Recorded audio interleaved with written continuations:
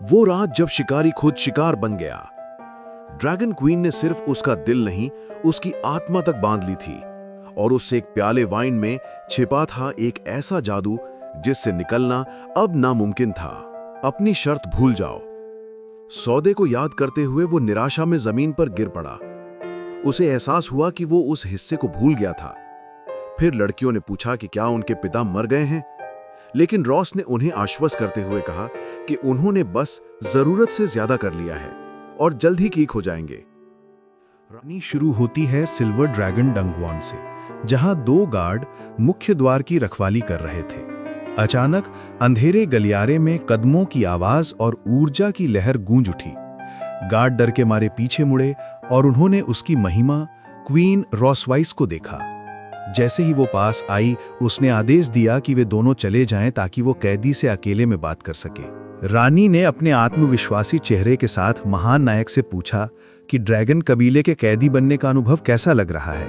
जवाब में जंजीरों में बंधे नायक ने कहा कि उसे बस मार डाले। रानी को ये बात रोचक लगी और उसने पूछा, क्या वो सच में इतने जल्दी मरना चाहता है? वो आगे बढ़ी और उसके चेहरे को छूते हुए बोली कि अगर उसके कुछ और निशान होते तो वो परफेक्ट होता। नायक चिल्लाया कि उसे अपमानित करना बंद करे और मार डाले। फिर भी सिल्वर क्वीन ने उसे अपने कबीले में शामिल होने का प्रस्ताव दिया। इस पर कैदी ने मुस्कुराते हुए कहा, क्या तुम इसके योग्य हो? यह सुनकर रानी के चेहरे पर हैरानी और गुस्सा दोनों झलक गए। गुस्से में उसने इतनी जोर से वार किया कि जंजीरें टूट गईं। नायक जमीन पर गिरा खांसते हुए। रानी ने अपने पैर से उसे दबाया और कहा कि उसका हीरो कहलाने का नाम अब कुछ नहीं रखता। नायक ने जवाब दिया कि उसने उसके वंश की विरासत खत्म कर दी है। इस पर रानी हंसी और बोली कि अब उसका कोई उत्तराधिकारी नहीं होगा। वो बोला, मानव को कम मत आंको। तभी उसकी गर्दन के चारों ओर रानी की पूंछ लिपट गई। उसने उसे हवा में उठा लिया। सांस रुकते हुए भी नायक बोला, तुमसे 2 गलती हुई हैं। रानी हैरान हुई।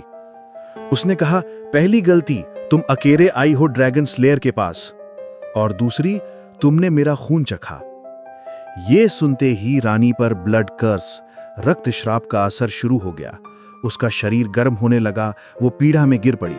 नायक ने कहा, अब तुम मेरी आत्मा के दर्द के साथ सदा जियोगी। रानी तड़प उठी और भावनाओं में बहकर अचानक नायक पर गिर पड़ी। उसके बाद सब अंधकार में खो गया। कुछ देर बाद रानी जागी। कपड़े और जंजीरें बिखरी पड़ी थी। उसे याद नहीं था क्या हुआ था। क्रोध में उसने चिल्लाया, तुमने मेरे साथ क्या किया? नायक बोला, ये एक आत्मा श्राप है। अब जब मैं मरूंगा तुम अनंत पीड़ा महसूस करोगी। वो बोली, ये असंभव है। ये असर तो तुम्हारी मृत्यु के बाद होना चाहिए था। नायक बोला, ये एक दुर्घटना थी। मैंने ऐसा परिणाम नहीं चाहता था। रानी चिल्लाई, चुप रहो। फिर भी नायक मुस्कुराया और बोला कि अब तुम किसी और के साथ नहीं रह सकती। तुम्हारा उत्तराधिकारी भी नहीं होगा। यह सुनकर रानी क्रोध में कांप उठी। उसने ऊर्जा का प्रहार किया और उसके सीने में मार दिया। वो कभी मानवता का सबसे शक्तिशाली ड्रैगन स्लेयर था, लियोन कॉस्मो, जिसने 5 वर्ष की उम्र में एक जंगली जानवर को मारा था और 15 की उम्र तक युद्धों में ड्रैगनों को हराया था। लेकिन अब वो पराजित था, कैदी बना हुआ था। 2 साल बाद वो अचानक जाग उठा। वो खुद को एक शानदार कमरे में पाता है। तभी दरवाजा खुलता है। एक काले बालों वाली छोटी लड़की झांकती है और कहती है, पापा जाग गए। वो हैरान रह जाता है। लड़की का नाम था मून। वो कहती है कि उसकी मां का नाम रॉसवाइस है। ये सुनकर लियोन स्तब्ध रह जाता है, यानी रानी उसकी बेटी की मां थी। रानी अंदर आती है और मुस्कुराते हुए कहती है, आखिरकार तुम जाग गए। लियोन पूछता है, क्या मून सच में मेरी बेटी है? रानी जवाब देती है, हाँ, जैविक रूप से। लियोन गुस्से में पूछता है, फिर तुमने मुझे क्यों बचाया? वो कहती है, क्योंकि तुम 2 साल से कोमा में थे और मैं यूं ही नहीं छोड़ सकती थी। जब लियोन चिल्लाता है कि वो उसे कभी नहीं चाहता था, रानी मुस्कुराकर कहती है, क्या मुझे छूना यातना थी? उसकी पूंछ उसके पैर में लिपट जाती है और वो उसे बिस्तर पर गिरा देती है। वो कहती है कि अब वो उस पर ड्रैगन का निशान उकेरेगी, जिससे वो सदा उसका बंदी रहेगा। वो तड़प उठता है, लेकिन रानी कहती है, ये तुम्हारे लिए शर्म होगी, पर मेरे लिए गर्व। इसके बाद वो कहती है, अब तुम्हारा असली बदला शुरू होता है, एक ड्रैगन के रूप में। कुछ समय बाद दो नौकरानियां कहती हैं कि रानी बहुत खुश है क्योंकि उसके पति जाग गए हैं। लियोन ये सुनकर चिढ़ जाता है और भागने की योजना बनाता है। उसे महल के पास एक गुप्त सुरंग मिलती है। वो उसमें घुस जाता है और कहता है, अब रॉसवाइस, तुम लिटिल मून को अपने पास रखो। लेकिन दूर से छोटी मून अपनी मां से कहती है, मां, पापा कुत्ते की तरह गड्ढा खोद रहे हैं। रानी मुस्कुराकर कहती है, वो सचमुच अद्भुत है। थोड़ी देर बाद लियोन जंगल में भागता है, सोचता है कि अब वो आजाद है। तभी आसमान में एक ड्रैगन उड़ता दिखाई देता है। रॉसवाइस। वो चिल्लाता है, फिर तुम? रानी कहती है, भागने में तुम बहुत अच्छे हो। वो बताती है कि उसने खुद उसके लिए भागने का रास्ता बनाया था। अंत में वो उसे अपने पंजों में पकड़कर उड़ जाती है और कहती है, मैं तुम्हें वापस ले जा रही हूं। 3 घंटे बाद वो सीमा पर पहुंचती है और उसे आसमान से गिरा देती है। वो दर्द में जमीन पर गिरता है और दूर एक मानव नगरी देखता है। पीछे से रानी मानव रूप में आती है और कहती है, हां, वही तुम्हारा साम्राज्य है।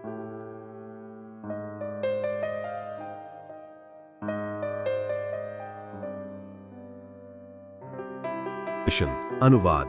खोया हुआ शहर उसे ये सोचने पर मजबूर करता है कि वो बस ऐसे ही वापस लौट सकता है। मुस्कुराते हुए वो स्त्री चेतावनी देती है कि भले ही वो इतना पास आ गया है, फिर भी वो वापस नहीं जा पाएगा। अचानक उसके सीने पर बना निशान बैंगनी रोशनी से चमकने लगता है।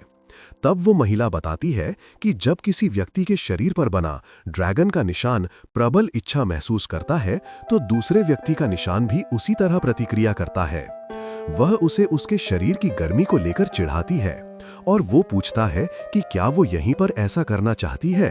वह जवाब में कहती है कि उसने उसे यहाँ इसलिए बुलाया है ताकि वो अपने ही गृहनगर के सामने शर्म का असली मतलब समझ सके। सीने पर हाथ रखकर वो पूछता है कि क्या वो सच में सोचती है कि वो इस वजह से अपना विश्वास खो देगा। फिर वह उसे पकड़ लेता है और कसम खाता है कि वह सही समय आने पर उसे दिए गए अपमान का दुगना बदला चुका देगा। उसके इस अप्रत्याशित रवैये से महिला कुछ पल के लिए बिल्कुल निशब्द हो जाती है। हैरानी से मुस्कुराते हुए वह हल्की लाली के साथ कहती है कि वह उसका इंतजार करेगी, चाहे वो जिंदा रहे या मरा हुआ। कुछ समय बाद साम्राज्य की सीमा के पास एक शहर में वो दोनों एक बड़े पेड़ के नीचे बैठे होते हैं।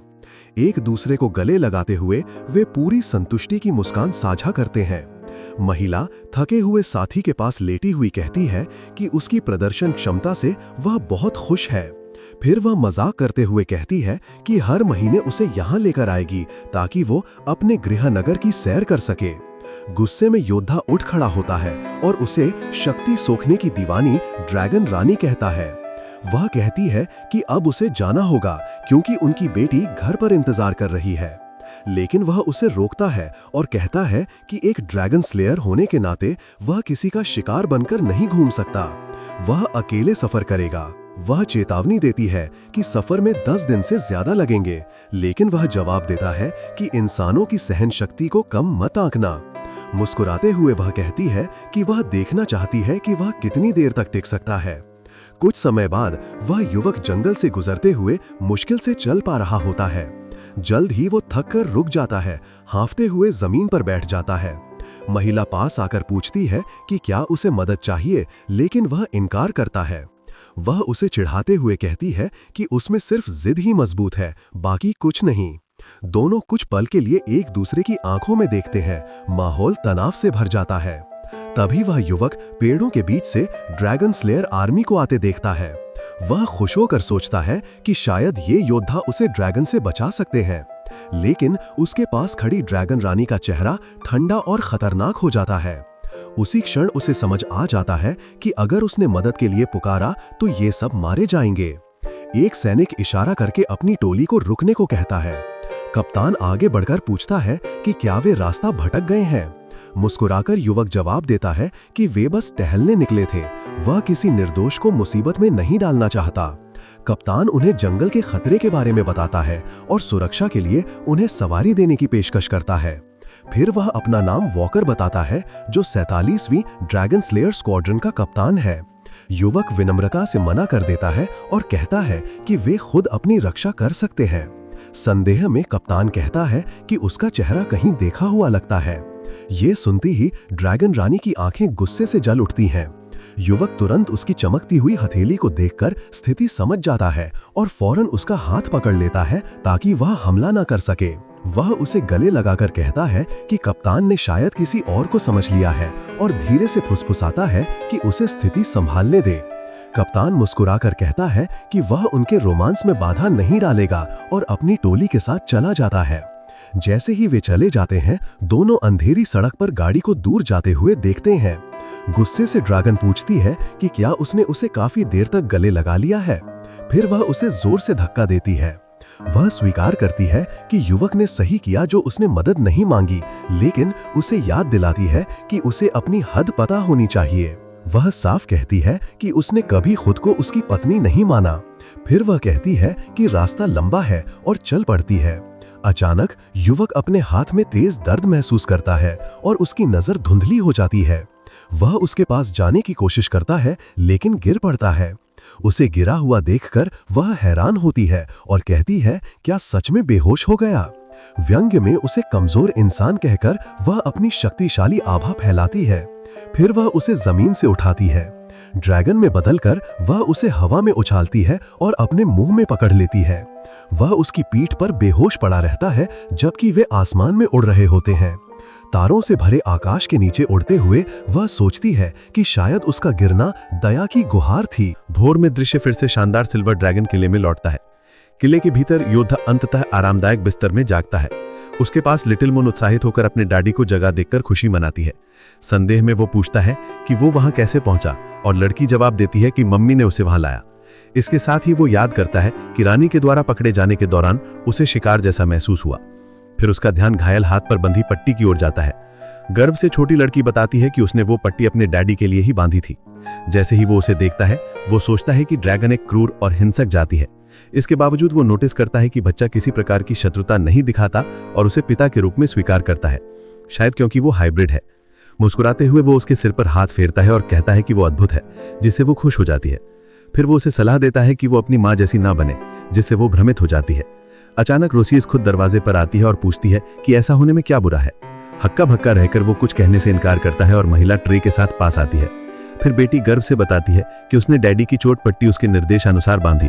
बहुत अधिक भाव के बिना ड्रैगन टिप्पणी करता है कि उसे वैसे भी ऐसा करना चाहिए था। लड़की आज्ञाकारी प्रतिक्रिया देती है, जबकि पिता सोचते हैं कि उसकी माँ कितनी सख्त है। प्राइवेटली बात करने के लिए वो सुझाव देता है कि छोटी लड़की बगीचे में छिपने जाए। इसके साथ ही छोटी लड़की डैडी के साथ छिपम छिपाई खेलने के विचार से उत्साहित हो जाती है। बॉयड लड़का जल्दी जल्दी गिनती शुरू करता है, लेकिन मुन उत्साहित होकर कहती है कि वो इतनी जल्दी गिनती ना करे। वो गिनती करता रहता है और अपनी बेटी को दौड़ते हुए देखता है। थोड़ी देर बाद वो अचानक रानी से सामना करने के लिए मुड़ता है। वो नाराज होकर पूछता है कि क्या वो बच्चे के साथ बहुत कठोर नहीं हो रही। रानी बताती है कि ड्रैगन को सशक्त योद्धा बनाने के लिए कड़ा होना पड़ता है। वो तर्क देता है कि उनकी बेटी कोमलता मिली है, लेकिन वो कहती है कि ड्रैगन के लिए कोमलता एक अपमानजनक शब्द है। मुस्कुराते हुए युवक रानी की तारीफ करता है, कहता है कि वो जब चाहे तो प्यारी भी लगती है। ये अप्रत्याशित टिप्पणी रानी को स्पष्ट रूप से नाराज कर देती है। गुस्से में वो उसका कमीज कसकर पकड़ लेती है और चिल्लाती है कि वो सिर्फ उसका गुलाम है और उसके सामने खुद को फेंकना बंद करे। उसकी जबरदस्त प्रतिक्रिया से युवक पूरी तरह स्तब्ध रह जाता है। रानी उसे बताती है कि उसके रानी के रूप में कर्तव्य है और बच्चे की देखभाल की जिम्मेदारी अब युवक की होगी। एक गले लगाते हुए वो नर्म हो जाती है और कहती है कि उसकी बेटी उसे बहुत पसंद करती है। इसके बाद दृश्य किले के सुंदर बगीचे में बदलता है। वो बगीचे में चलते हुए व्यंग्यात्मक रूप से सोचता है कि एक बच्चे का देखभाल करने वाला बनना कैसा अनुभव है। अचानक उसने बगीचे के दूसरे ओर से एक अजीब आवाज सुनी। वहां वो देखता है कि मून एक स्तंभ के पीछे छिपी हुई है। सोचती है कि उसने उसे धोखा दिया है। मुस्कुराते हुए वो उसे पकड़ने की कोशिश करता है। मून की नाराजगी देखते हुए वो समझता है कि बच्चे का मूड समझना कठिन है। तभी मून उसके पीठ पर कूदती है और खुशी से डैडी को पकड़ने का जश्न मनाती है। हैरान होकर वो पूछता है कि क्या उसने भी उसे छोड़ दिया। मून समझाती है कि वो बाहर इसलिए गई क्योंकि डैडी उसे नहीं ढूंढ रहे थे। फिर मून उसे कुछ दिखाने के लिए बुलाती है और वो उसके पीछे चलता है, अभी भी भ्रमित। पास ही एक और छोटी लड़की चुपचाप इस दृश्य को देखती है। थोड़ी देर बाद फवारे के पानी की हल्की आवाज बगीचे की दीवार से टपकती है। वहीं मून अपने ड्राइंग पर ध्यान केंद्रित करती है और उसके पीछे उसका पिता मुस्कुराते हुए देखता है। वो सोचता है कि बेटी होना इतना बुरा नहीं है और उसकी आत्मा को ये अनुभव ठीक कर रहा है। फिर वो खुद से वचन करता है कि वो उसकी मदद करेगा ताकि वो ड्रैगन रानी से सुरक्षित बाहर निकल सके। अचानक लड़की दौड़कर आती है और उसे वो पारिवारिक पोर्ट्रेट दिखाती है जो उसने बनाया है। चित्र देखते हुए युवक चौंक जाता है कि इसमें 2 बच्चे हैं। वो पूछता है कि दूसरी आकृति कौन है और मून बताती है कि वो उसकी बहन है। पूरी तरह हैरान, वो समझता है कि उसने एक ही बार में 2 लक्ष्य साध लिए थे।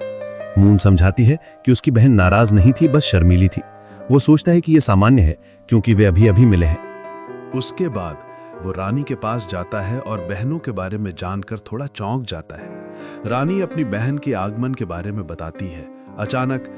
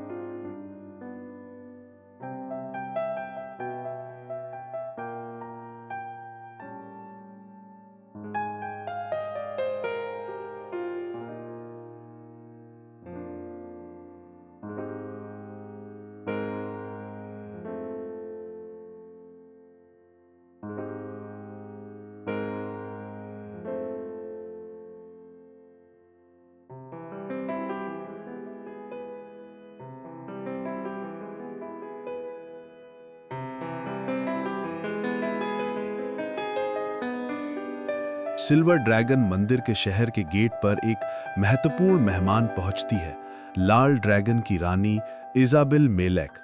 इजाबेल रानी रॉसवाइस को देखकर खुश होती है और उसे गले लगाती है। वो कहती है कि 1 साल हो गया है जब वे आखिरी बार मिली थीं और वो देखकर खुश है कि रॉसवाइस स्वस्थ दिख रही है। वो पूछती है कि उसका पति क्यों नहीं आया, क्योंकि उसने सुना था कि वो अब जाग चुका है। रॉसवाइस झूठ बोलती है कि वो ठीक नहीं है और इजाबेल दुख व्यक्त करती है कि वो उस ड्रैगन से नहीं मिल पाई जिसने उसकी बहन का दिल जीता। दोनों बहनें बागीचे की ओर चलते हैं और साथ चलकर बातें करते हैं। किसी खिड़की से दूर से एक व्यक्ति उन्हें देख रहा है और ठान लेता है कि अब वो ड्रैगन मार्क की शक्ति का परीक्षण करेगा। इजाबेल आगमन के दौरान आग के ड्रैगन राजा के क्षेत्र में हाल ही में हुई अस्थिरता के बारे में बताती है। रॉसवाइस कॉन्स्टेंटीन नाम याद करती है और उसके दिमाग में आग के ड्रैगन की छवि आती है। उसकी बहन अनुमान लगाती है कि वो अपनी क्षेत्रीय शक्ति बढ़ाने की कोशिश कर रहा होगा। अचानक रॉसवाइस के सीने पर मार्क तेज रोशनी के साथ चमक उठता है। उसे एक अजीब कनेक्शन महसूस होता है। इजाबेल पूछती है कि क्या कुछ हुआ, लेकिन रॉसवाइस बात को ढकती है और कहती है कि बातचीत जारी रखो। वो गुस्से में सोचती है कि यह सब लियोन की वजह से हुआ। इस बीच लियोन आराम से अपनी कुर्सी पर बैठा है, सोचते हुए कि रॉसवाइस कितनी देर तक सहन कर पाएगी। थोड़ी देर बाद वो अचानक कमरे में आती है और उसका नाम पुकारती है। लियोन चौंक जाता है कि वो इतनी जल्दी वापस कैसे आई। रॉसवाइस उसे पकड़ती है और पूछती है कि क्या उसने जानबूझकर मार्क को सक्रिय किया ताकि उसकी बहन के सामने उसे शर्मिंदा किया जा सके। लियोन निर्दोष बनने का नाटक करता है और कहता है कि क्या ये उसकी गलती है कि वो उसे मिस कर गया। उसकी बात सुनकर रॉसवाइस चुप हो जाती है और गहरा शर्मिंदा हो जाती है। लियोन महसूस करता है कि उसका प्लान सफल रहा। रानी गुस्से में उसे धमकाती है, लेकिन लियोन उसे छिड़ते हुए मुस्कुराता है। वो समझता है कि सिर्फ एक वाक्य ने उसे पूरी तरह स्तब्ध कर दिया है। यह सब ड्रैगन मार्क की शक्ति का परिणाम है। इस बीच वो याद करता है कि उनकी बेटियां इंतजार कर रही हैं। रानी की बहन शहर के गेट पर विदा लेती है। रॉसवाइस उसे सुरक्षित विदा कहती है और कहती है कि वो उसे अगले बार अपने पति से मिलवाएगी। लियोन अचानक चीखता है, सोचते हुए कि रानी उसके बारे में बुराई कर रही होगी। वो देखता है कि मून और नोआ पहले ही सो चुकी हैं। वो चुपचाप उनका कंबल ठीक करता है ताकि वो ठंडे ना हो। जैसे ही वो कमरे से बाहर जाने लगता है, रॉसवाइस उसके रास्ते में दरवाजा बंद कर देती है। वो पूछता है कि क्या उसकी बहन चली गई, और रानी याद दिलाती है कि आज उनका अधूरा काम बाकी है। रानी उसे कमरे में खींच ले जाती है और लकड़ी के बेसिन में गर्म पानी रख देती है। लियोन पूछता है कि ये किस लिए है। रानी थक गई है और उसे मदद करने का आदेश देती है। उसने उसे अपने पैर धोने के लिए आदेश दिया। ये अप्रत्याशित आदेश उसे पूरी तरह चौंका देता है। फिर भी वो जिद करती है कि वो आज्ञाकारिता करे, ये कहते हुए कि ये पहले हुई घटना का परिणाम है। अनिच्छा से पूर्व शिकारी घुटनों के बल बैठ जाता है, खुद को एक ड्रैगलिस्ट की सेवा करते हुए शर्मिंदा महसूस करता है। जब वो महिला का पैर पकड़ता है तो वो सोचता है कि उसने पहले कितने शिकारियों को कुचला होगा। रोजा उलझन में पड़ जाती है, ये सोचते हुए कि वो सिर्फ उसके पैरों को निहार क्यों रहा है। शर्माते हुए वो खुद से सवाल करती है कि शायद उसे फुट फेटिश है। अधीर होकर वो उसे पानी में पैर डालने के लिए कहती है। फिर उसके पैर गर्म पानी के बर्तन में डूबते हैं। अचानक रानी चीखती है कि पानी बहुत गर्म है और उसे चेहरे पर लात मारती है। असर से लियोन पीछे की ओर गिर जाता है। वो उसे आरोपित करती है कि वो बहुत गर्म पानी से बदला लेने की कोशिश कर रहा था। चुनौतीपूर्ण मुस्कान के साथ वो उसे याद दिलाता है कि मदद करने के लिए उसने ही कहा था। रॉसवाइस कहती है कि लगता है उसने अपनी सीख नहीं ली। उसके पैरों को उसके सीने पर रखते हुए वो पूछती है कि क्या उसने कभी सोचा था कि वो ड्रैगन द्वारा कुचला जाएगा। फिर वो सोचती है कि क्या होगा अगर वो एक विशेष बिंदु पर दबाव डाले। सख्त दबाव से वो दर्द और असुविधा में कराहता है। लियोन उसे रोकने को कहता है, शर्म और सुख का अजीब मिश्रण महसूस करते हुए। ड्रैगनिस्ट उसे चुनौती देती है, ये देखने के लिए कि वो कितनी देर तक सहन कर सकता है। फिर भी वो तय करता है कि वो उस महिला की तानाशाही के आगे नहीं झुकेगा। एक तेज गति से वो उसके पैर को मजबूती से पकड़ता है। लियो टिप्पणी करता है कि उसने कई तरह के पैरों को खाया है, लेकिन कभी ड्रैगन का नहीं। ये धमकी रॉस को चौंका देती है, ये सोचते हुए कि वो आगे क्या करेगा। जल्द ही वो उसके पैर को काट देता है, ये कहते हुए कि वो कच्ची ड्रैगन क्लॉज खाएगा। रानी चीखते हुए उसे मारने की धमकी देती है।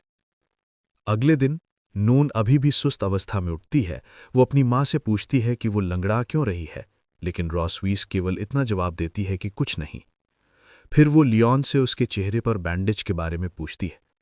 वही टालमटोल जवाब सुनकर लड़की का चेहरा उलझन में पड़ जाता है। फिर वो खुशी से निष्कर्ष निकालती है कि ये मजेदार खेल था और वो भी इसमें भाग लेना चाहती है। सिल्वर ड्रैगन के महल के बागीचे में लियोन और रॉसविस चुपचाप चलते हैं। आगे महिला नाराजगी से चलती है और वो उसके पीछे रहता है। दूरी से दो नौकरानियां उन्हें देखती हैं और सोचती हैं कि दृश्य रोमांटिक डेट जैसा है। हालांकि एक को ये अजीब लगता है कि रानी और राजकुमार निकट नहीं दिखते। रॉसविस चुपचाप अपनी चाल जारी रखती है। आदमी भी स्थिति से असहज दिखता है। फिर वो चुप्पी तोड़कर उसके चलने का कारण पूछता है। कुछ समय पहले उसने उसके साथ बाहर चलने से मना किया था। ड्रैगनिस्ट बताती है कि उन्हें जनता के लिए परिवार की सामंजस्यपूर्ण छवि बनाए रखनी है। लियोन सोचता है कि वो अजीब व्यवहार कर रही है और सोचता है कि वो क्या योजना बना रही है। छिपकर मुन टिप्पणी करती है कि उसका पिता इतना धीमा है कि वो अपनी मां का हाथ भी नहीं पकड़ सकता। निर्धारित होकर वो मदद करने का फैसला करती है, भले ही नोन उसे रोकने की कोशिश करे। बिना हिचकिचाहट के वो युगल की ओर दौड़ती है, जबकि उसकी बहन उसे छोड़ने के लिए कहती है। अचानक छोटी लड़की युगल के पीछे प्रकट होती है और लियोन पूछता है कि वो वहां कैसे आई। नून फिर उनके एक हाथ को पकड़कर उन्हें जोड़ देती है। फिर वो समझाती है कि सैर करने के लिए हाथ पकड़ना जरूरी है। छिपकर लड़कियां युगल को बहुत प्यारा पाती हैं और नून निष्कर्ष निकालती है कि ये उनकी मां नहीं है जो इसमें फिट नहीं बैठती। होता है जब एक इंसान ड्रैगन की रानी का गुलाम बन जाता है और प्यार, सजा और शक्ति एक ही कहानी में घुल जाते हैं। ये है When the Dragon Slayer Marries the Queen of Dragons AP3। तो चलिए शुरू करते हैं। दोनों रानी के शानदार कमरे में पहुंचते हैं। फर्श पर गर्म पानी से भरा टब रखा है। लियो हैरान होकर पूछता है, ये किस लिए? रानी ठंडी आवाज में जवाब देती है, पैर धोने के लिए, मेरे पैर। लियो हक्का बक्का रह जाता है। क्या तुम मजाक कर रही हो? रानी मुस्कुराती है, क्या मैं इंसानों से मजाक करती हूं? मजबूरी में लियो घुटनों पर बैठ जाता है। ड्रैगन की सेवा करते हुए अपमान महसूस करता है। वो सोचता है, जिसने इतने शिकारी मारे, आज मैं उसी के पैरों पर हूं। रानी अधीर होकर कहती है, पैर पानी में डालो। जैसे ही पानी में पैर जाते हैं, वो चीख उठती है, ये बहुत गर्म है, और गुस्से में लियो को लात मार देती है। लियो पीछे गिर जाता है। वो कहती है, जानबूझकर किया ना? लियो मुस्कुराता है, आदेश तो आपका ही था। वो उसका सीना दबाकर कहती है, कभी सोचा था किसी ड्रैगन के नीचे दबोगे? दर्द से कराहता लियो कहता है, बस करो, पर वो और दबाव बढ़ा देती है। फिर लियो उसका पैर पकड़कर हंसता है। कई तरह के पैरों का स्वाद लिया है, पर ड्रैगन का नहीं। रानी चौंकती है, क्या मतलब? लियो कहता है, अब पता चल जाएगा, और वो सचमुच उसके पैर पर काट लेता है। रानी चीख उठती है, तुम मरोगे इंसान, की कसम खाती है। अगली सुबह नून नींद में उठती है और मां से पूछती है कि वो लंगड़ाकर क्यों चल रही हैं। रॉसवाइस कहती है, कुछ नहीं। फिर वो लियो के चेहरे पर पट्टी देखती है और वही जवाब पाती है। बच्ची उलझन में मुस्कुराती है और कहती है, लगता है तुम दोनों कोई मजेदार खेल खेल रहे थे, अगली बार मैं भी खेलूंगी। महल के बाग में लियो और रॉसवाइस चुपचाप टहलते हैं। वो आगे गुस्से में चलती है और वो पीछे। दूर खड़ी दो नौकरानियां सोचती हैं कि ये जोड़ा डेट पर निकला है, पर उन्हें यह भी अजीब लगता है कि दोनों के बीच कोई नजदीकी नहीं है। चुप्पी तोड़ते हुए लियो पूछता है कि ये टहलना आखिर किस लिए है। वो बताती है कि उन्हें लोगों के सामने खुशहाल परिवार का दिखावा करना होगा। लियो को लगता है कि वो कुछ साजिश रच रही है। दूर से नून देखती है और कहती है, पापा तो बहुत सुस्त हैं, मम्मी का हाथ पकड़ना भी नहीं आता। वो दौड़कर आती है, दोनों का हाथ पकड़कर जोड़ देती है और कहती है, घूमने निकलते हैं तो हाथ पकड़ना जरूरी होता है। ये देखकर दोनों लड़कियां छिपकर हंसती हैं। लियो सोचता है कि हाथ पकड़ना रॉसवाइस को इतना असहज क्यों कर रहा है। फिर वो कहता है, बच्चियां तुम्हें मां कहती हैं पर मम्मी नहीं कहती, इसलिए थोड़ा अजनबीपन लगता है। रॉस उलझ जाती है कि दोनों शब्दों में क्या फर्क है। लियो मुस्कुराकर सुझाव देता है कि अब से वे उसे मम्मी कहने की कोशिश करें। वो चौंक जाती है लेकिन मान जाती है। फिर वो उसे खींचते हुए कहती है कि वो उसे कुछ दिखाना चाहती है। वो उसे महल के पीछे बने गोदाम नुमा स्थान पर ले जाती है। दरवाजा खोलते हुए कहती है, नाम चाहे जो रख लो, जगह तो यही है। अंदर पहुंचकर लियो को वहां का खजाना देखकर हैरानी होती है। फिर उसकी नजर एक ब्रेसलेट पर जाती है जिसे उसकी दादी ने दिया था। रॉसवाइस बताती है कि कुछ चीजें उसके लिए यादें हैं, बाकी युद्ध की ट्रॉफियां। वो अपने परिवार की कहानी बताती है कि वो और उसकी बहन अपनी दादी के साथ बड़ी हुई थी। लियो कहता है कि वो भी अनाथालय में पला और उसके गुरु ने उसे अपनाया। फिर वो पूछता है कि वो उसे यहाँ क्यों लाई है। रानी एक संदूक के पास जाती है और कहती है, इसमें वो है जो तुम्हें तुम्हारी चिंताओं से दूर रखेगा। वो संदूक खुलती है और लियो दंग रह जाता है क्योंकि उसमें उसकी पुरानी काली सुनहरी कवच होती है। रॉस मुस्कुराकर कहती है, क्या तुम इसे हमेशा वापस नहीं चाहते थे? वो यकीन नहीं कर पाता कि ये सच है। जैसे ही वो कवच को छूता है, उस पर जादुई रून चमक उठते हैं। रॉस वाइस विजयी मुस्कान के साथ कहती है, आखिरकार तुम मेरे जाल में फंस ही गए। वो बताती है कि उसने कवच पर ड्रैगन का निशान लगाया था जो उसके स्पर्श से सक्रिय हुआ। लियो दर्द से कराहता है और पछताता है कि उसने उस पर भरोसा किया। वो उसका ठुड्डी पकड़कर कहती है, क्या तुम इसे सह सकोगे मेरे प्यारे पति? फिर वो उसे जमीन पर धकेल देती है। जादू का असर उसके शरीर में फैलता है और रॉस वाइस झुककर मुस्कुराती है, मैंने तुम्हारा भरोसा तोड़ने के कई तरीके सोचे थे, पर तुम खुद ही फंस गए। लियो हक्का बक्का रह जाता है। वो पूछता है, क्या परिवार की बातें और वो सब झूठ था? वो जवाब देती है, सब सच था, पर मेरे इरादे नहीं बदले। फिर वो उसकी बात याद दिलाती है, तुमने कहा था कि मुझे नियंत्रण पसंद है। सही कहा था। फिर झुककर उसे चूमती है और कहती है, अब तैयार हो जाओ मेरे प्याले पति। दरवाजे बंद हो जाते हैं और ड्रैगन शिकारी की किस्मत सील हो जाती है।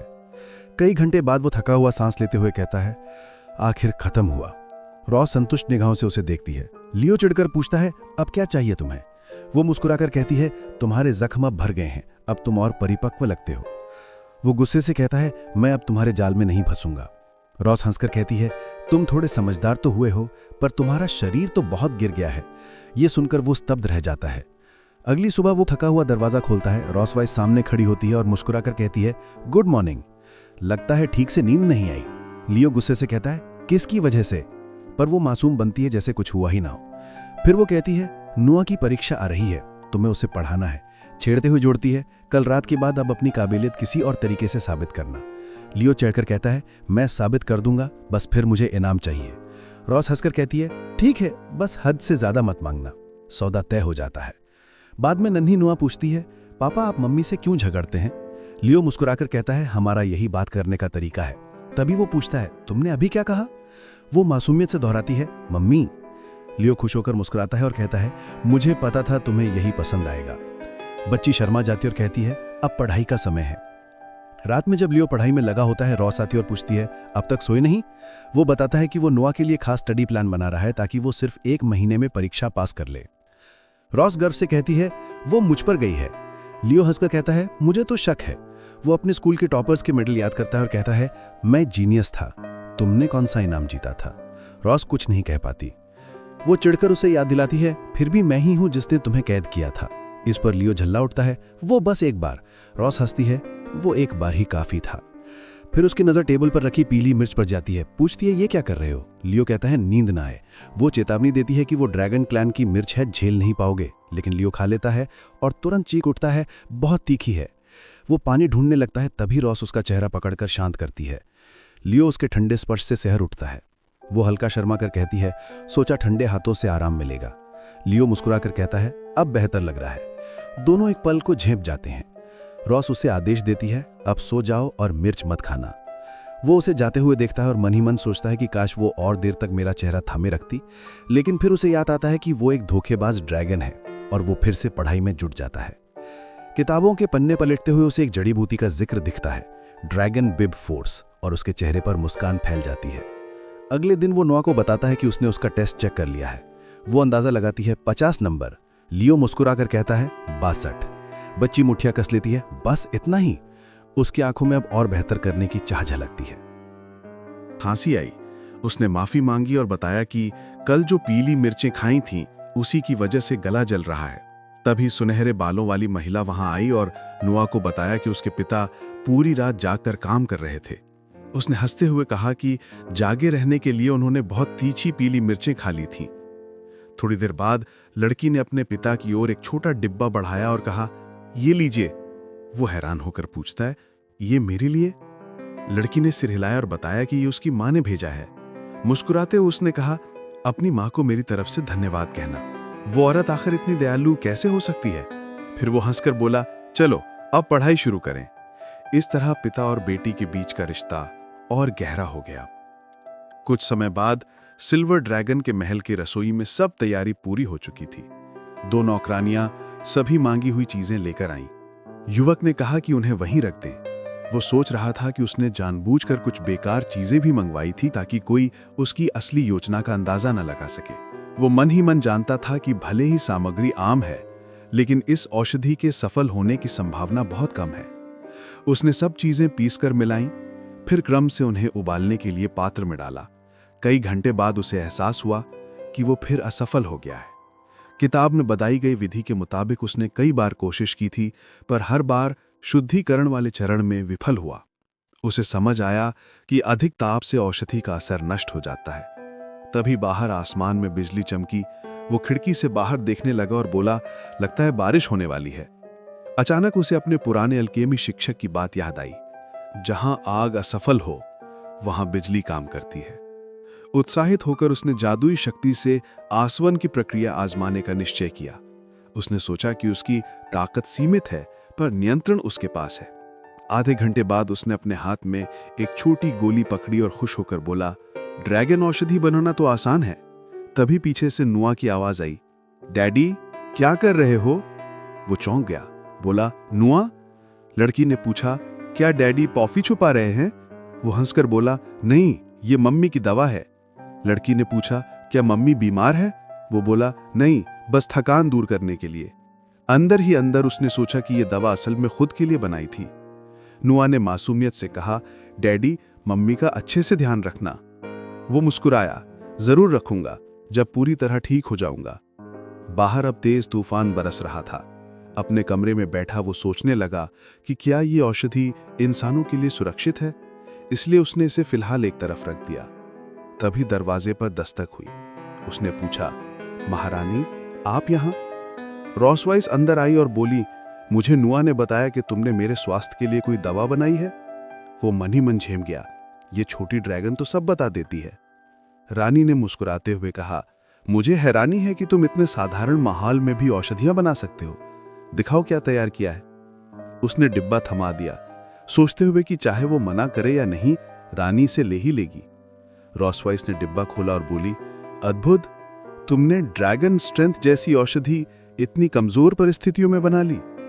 वो हैरान रह गया कि क्या वो सच में तारीफ कर रही है। रानी ने कहा, ये तुम्हारे पास रह सकती है, लेकिन अभी इसे लेना मना है। वो घबरा गया, क्यों? रानी ने समझाया, क्योंकि इसका असर इंसान के शरीर के लिए बहुत ज्यादा है। वो बोला, क्या वाकई इतनी शक्तिशाली है? रॉसवाइस ने कहा, मैं ये तुम्हारे भले के लिए कह रही हूं, इंसान इसे झेल नहीं सकता। पर युवक ने गर्व से कहा, मैंने अनगिनत ड्रैगनों को हराया है और तुम सोचती हो मैं एक दवा से हार जाऊंगा? रानी के रोकने से पहले उसने गोली मुंह में डाल ली और कहा, साहस ही मानवता का गीत है। रॉसवाइस घबराकर चिल्लाई, लियो! गोली का असर तुरंत उसके शरीर में फैल गया। ऊर्जा उसकी नसों में बिजली की तरह दौड़ने लगी। रानी दौड़कर उसे थामती और कहती है, मत हिलो, मैं कोशिश करती हूं इसका असर कम करने की। वो दर्द में तड़पता है और कहता है, यही है मानव का साहस। बाहर तूफान और बिजली की गर्जना से पूरा महल कांप उठता है। नीली बिजली का गोला उसके शरीर को घेर लेता है। रानी हैरान होकर कहती है, तुम खुद पर बिजली का जादू इस्तेमाल कर रहे हो? पागल हो क्या? वो चुपचाप दर्द सहता है और अंततः बेहोश हो जाता है। रॉसवाइस उसे गिरने से पहले थाम लेती है। वो सांस छोड़ते हुए कहती है, तुम पूरी तरह पागल हो गए हो। जैसे ही वो उठकर डॉक्टर बुलाने जाती है, लियो उसका हाथ पकड़ लेता है।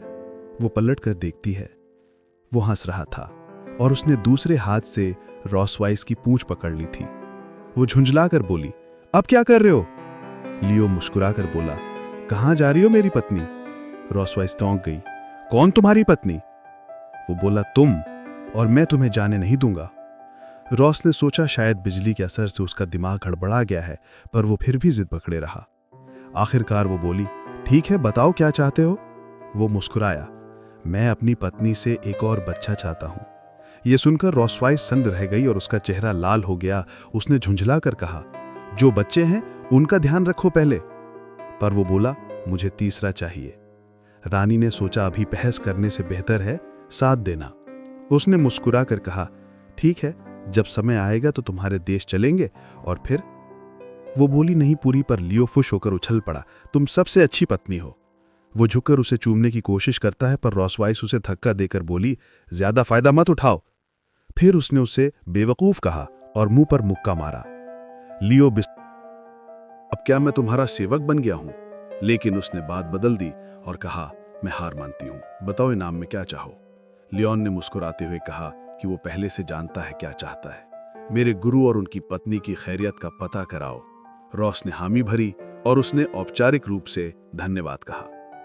बाद में सिल्वर ड्रैगन अभयारण्य के बगीचे में छोटी मून आई और पूछा, पापा आप बीमार हैं क्या? वो चौंक गया और बोला, क्यों? मून ने कहा, मम्मी कह रही थी कि आपने दवा ली है और पापा लोग बीमार नहीं कहते। वो भड़क गया कि रॉस ने ऐसा बच्चे से कैसे कह दिया। तभी उसने अपने होंठ काट लिए और उनमें से खून निकल आया। ये देखकर मून घबरा गई और बोली, पापा मरना मत, मैं आपके बिना नहीं रह सकती। वो मुस्कुराया और बोला, मैं ठीक हूं मूर्ख बच्ची। फिर उसने सोचा कि ये बिल्कुल अपनी माँ जैसी है, सीधे साधे शब्द और दिल से बात करने वाली। फिर उसने उसका ध्यान हटाने के लिए कहा, चलो मैं तुम्हारे लिए नया खिलौना बनाता हूँ। वो खुश हो गई। लियोन ने अपने औजार उठाए और एक रंगीन जादुई घुन बना दिया। उसने कहा, इसे घुमाओ, तुम उसकी पहेलियां हल कर सकती हो। मून बेहद खुश हो गई। उसने सोचा कि बच्चों की देखभाल करने में भी शायद उसका हाथ अच्छा है। लेकिन तभी उसने कुछ अजीब महसूस किया, जैसे कोई ड्रैगन उसे दूर से देख रहा हो। फिर उसने तय किया कि बड़ी बेटी नोआ के लिए भी एक खिलौना बनाएगा। बाद में नोआ ने दरवाजे से झांका, देखा कि छोटी बहन सो रही है और मेज पर वही जादुई घुन पड़ा था, साथ में एक नोट, इसे हल कर सको तो देखना। वो मुस्कुराई, बोली कि उसे ऐसे खिलौनों में दिलचस्पी नहीं। फिर भी उसने उसे घुमाना शुरू कर दिया। कुछ देर बाद उसने उसे सीने से लगा लिया और मन ही मन कहा, धन्यवाद पापा। उस सवाल के सामने आदमी बिल्कुल चुप रह गया। तब रॉस वाइस ने समझाया कि उसका शरीर अभी तक इतना ठीक नहीं हुआ कि वो ड्रैगन रूप ले सके। भावुक होकर म्यून ने अपने पिता से कहा कि वो जल्दी ठीक हो जाएं और उन्होंने वादा किया कि कोशिश करेंगे। हालांकि भीतर ही भीतर उन्हें लगा कि ये असंभव है। उस पल को पीछे छोड़कर परिवार शहर के दरवाजे की ओर बढ़ा। चारों तरफ इतने सारे ड्रैगन देखकर म्यून मंत्रमुग्ध हो गई, लेकिन उसकी बहन ने कहा कि इतनी तेज मत चलो। तभी लियोन के शरीर में हल्का कंपन हुआ। ये देखकर रॉस वाइस ने मजाक किया कि जागने के बाद पहली बार वो इतने ड्रैगन देख रहा है। मुस्कुराते हुए उसने पूछा, क्या तुम डर गए? पर उसने इनकार किया और कहा, डर नहीं, बल्कि बहुत उत्साहित हूं। उसकी आंखें चमक उठीं, सोचते हुए कि इन सड़कों पर तो इनाम ही इनाम है और आज वो अमीर बनने वाला है। रॉस ने राहत की सांस ली कि उसे फिक्र करने की जरूरत नहीं थी, वो तो पहले ही मुनाफा गिनने में लगा था। कुछ देर बाद वे एक फोटो स्टूडियो पहुंचे, जहां घंटी बजी और स्टाफ ने उनका स्वागत किया, सिल्वर ड्रैगन रानी और उसके परिवार के रूप में। अंदर पहुंचकर म्यून ने दीवार पर लगी ड्रैगन की तस्वीरों की ओर इशारा किया। जिज्ञासावश लियोन ने पूछा कि रॉस वाइस को खुद आने की जरूरत क्यों थी, जबकि राजा तो अपने कबीले को आदेश देते हैं। उसने कारण बताया, लेकिन लियोन ने चढ़ाते हुए कहा, लगता है तुम्हारा खिताब उतना बड़ा भी नहीं। रॉस गुस्से में बोली, मेरा खिताब अब भी तुमसे ऊंचा है, और उसने उसके पैर पर हल्की ठोकर मारी। फोटोग्राफर ने कहा कि ये उसके लिए सम्मान की बात है। रॉस वाइस ने कहा कि वो तो बस किस्मत वाले हैं जो अपॉइंटमेंट मिल गया। फिर उसने पूछा कि लियोन की पूंछ का क्या करें, तो लियोन ने कहा कि उसे ऐसा सूट चाहिए जिसमें पूंछ के लिए जगह ना हो। उसे याद आया कि पहले भी वो पूंछ की सजावट से इनकार कर चुका था, ये कहते हुए कि इससे उसकी गरिमा को ठेस पहुंचती है। थोड़ी देर बाद सबने अपने अपने कपड़े पहने। म्यून और नोआ नई ड्रेस में बेहद प्यारी लग रही थी। फिर लियोन सफेद सूट पहनकर बाहर आया, इतना आकर्षक कि म्यून बोली, पापा बहुत हैंडसम लग रहे हैं। फोटोग्राफर ने भी तारीफ की और लियोन ने याद किया कि उसने पिछली बार सूट ग्रेजुएशन के समय पहना था। उसने मुस्कुराकर नोआ से पूछा, कैसा लग रहा हूं? लड़की शर्मा गई और बोली, अच्छे लग रहे हैं। उसी पल पर्दे के पीछे से रॉस बाहर आई, काले गाउन में। सबने देखा तो लियोन चुप रह गया। जब रॉस ने पूछा, क्या हुआ, तो उसने झेंप कर कहा, ड्रेस तुम पर खूब जच रही है। रॉस बोली, अगर तुम्हारी पूंछ होती तो और अच्छा लगता, लेकिन लियोन ने तुरंत मना कर दिया। बच्चियां उन्हें बुलाने लगी और फोटोग्राफर ने कहा कि अब परिवार की तस्वीर का समय है। दोनों को पास आने को कहा गया और झिझकते हुए वे पास आ गए। मुस्कुराइए की आवाज के साथ तस्वीरें ली गईं। जब फोटोज निकले तो फोटोग्राफर ने कहा कि वे एक असली जोड़े लग रहे हैं।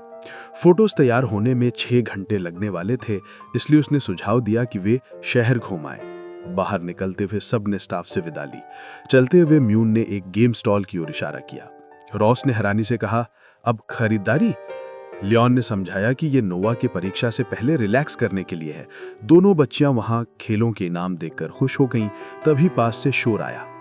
दुकानदार बच्चों को प्रोत्साहित कर रहा था कि कोशिश करते रहो तो निशाना लग जाएगा। लियोन ने देखा कि ये शूटिंग गेम है। नोआ हार गई तो उसने सोचा कि खेल ऐसा बनाया गया है कि दुकानदार ही हमेशा जीते। दुकानदार ने तब दंपत्ति को खेलने का मौका दिया और कहा कि वे अपनी बच्चियों के लिए टेडी बियर जीत सकते हैं। लियोन ने बच्चियों से पूछा, वाकई चाहती हो? दोनों ने ना कहा, पर वो समझ गया कि मतलब यस है।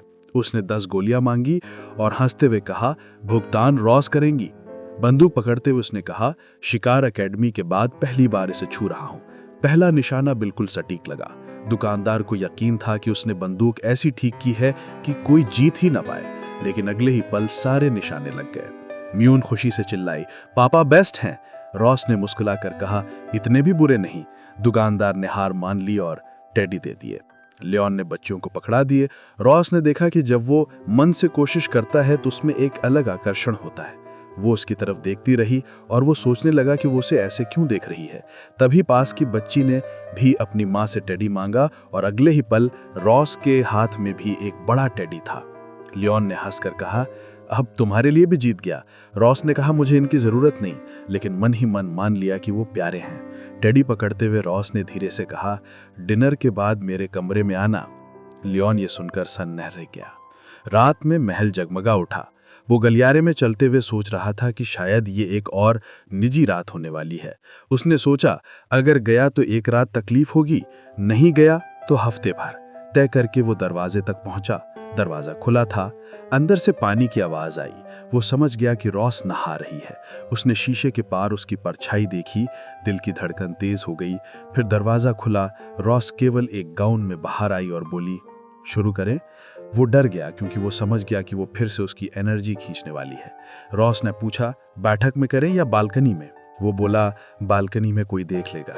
वो बोली, ठीक है, बैठक में, जगह से फर्क नहीं पड़ता। वो बोला, ठीक है, मैं तैयार हूं और सोफे पर लेट गया। रॉस बोली, क्या कर रहे हो? मैं तो टेस्ट की तैयारी की बात कर रही थी। दरअसल उसके हाथ में सेंट हिस्ट एकेडमी का कपल्स टेस्ट फॉर्म था। उसमें जोड़ों की आदतें और व्यक्तित्व का मिलान होता था। दोनों ने टेस्ट शुरू किया। जिसे पूछा, तुम्हारा पसंदीदा रंग क्या? रॉस ने कहा, काला। लियोन बोला, सिल्वर। जब जवाबों की तुलना की तो दोनों ने झेंपते हुए कहा, बस संयोग था। फिर उन्होंने एक दूसरे के बारे में ज्ञान की परीक्षा ली। लियोन ने घमंड से कहा कि उसने ज्यादा अंक पाए हैं। रॉस मन ही मन उसकी बातों से प्रभावित हुई, खासकर जब उसने पूंछ की सुविधा तक सही लिखी थी। उसे एहसास हुआ कि लियोन बस उन्हीं बातों में गलती करता है जो उसके मन से जुड़ी हैं, क्योंकि उसने कभी किसी को अपने मन की बात बताई नहीं थी। वो सोचने लगी कि शायद अब वक्त है कि वो थोड़ा खुलकर उसके सामने आए। लियोन ने मुस्कुराते हुए कहा, हमारे पास साथ रहने का ज़्यादा समय नहीं था, इसलिए स्कोर का फ़र्क स्वाभाविक है, लेकिन नोहा के लिए हमें एक दूसरे को थोड़ा और समझना होगा। ये सुनकर रॉस शर्मा गई और बोली, बहाने बंद करो, सही जवाब लिखो। 1 हफ्ते बाद लियोन ने उनकी औसत रेटिंग में सुधार का जश्न मनाया, जबकि रॉस उसकी लैब में सो रही थी। जब वो जाने लगा तो रॉस ने उसका हाथ पकड़ लिया और बोली, जाने से पहले मेरे बाथटब में नहा लो। वो चौंका, क्या तुम चाहती हो कि मैं तुम्हारे कमरे में नहाऊं? उसने उसे धक्का दिया, जाओ। बाथरूम में बैठा वो सोचने लगा कि वो इतनी जिद क्यों कर रही है, क्या कुछ प्लान किया है? फिर खुद से कहा, शायद टेस्ट की टेंशन है, और उसने बस पल का आनंद लेने का सोचा। अचानक रॉस केवल एक तौलिए में अंदर आई और बोली, बहुत तनाव है, अब उसे दूर करना है। वो बोला, प्लीज किसी और तरह से दूर करो। वो मुस्कुराई, तनाव कम करने का सबसे अच्छा तरीका है तुम्हें थकाना। वो बोला, अब तो मैं हार मानता हूं। वो हंसकर बोली, अब भाग नहीं सकते, अपने किस्मत स्वीकार करो। आखिरकार सेंट हिस्ट एकेडमी की प्रवेश परीक्षा का दिन आया। पहुंचकर लियोन उसकी भव्यता देखकर दंग रह गया। रॉस उसके साथ गंभीर खड़ी थी। उसने मुस्कुराकर कहा, कल रात की तनाव थेरेपी याद है? वो झुंझलाई और धीरे से गाली दी, लेकिन वो बस हंसा। अंदर जाकर उन्होंने महान परिवारों के प्रतीक देखे। तभी रिसेप्शनिस्ट ने पुकारा, नोआ कॉस्मो मिल्की वे सिल्वर ड्रैगन ट्राइब। वो चौंकी क्योंकि लड़की सिर्फ 1 साल 3 महीने की थी। लियोन ने पूछा, कोई दिक्कत? रिसेप्शनिस्ट बोली, नहीं, बस आश्चर्य है, ज्यादातर बच्चे 4 से 6 साल की उम्र में दाखिला लेते हैं। रॉस बोली, हमारी बेटी होशियार है और हम उसके निर्णय का सम्मान करते हैं। फिर स्टाफ ने उन्हें 4थी मंजिल पर फैमिली इवैल्यूएशन के लिए भेजा। वहां 3 और परिवार बैठे थे। रॉस ने धीमे से पूछा, क्या ये आसान होंगे?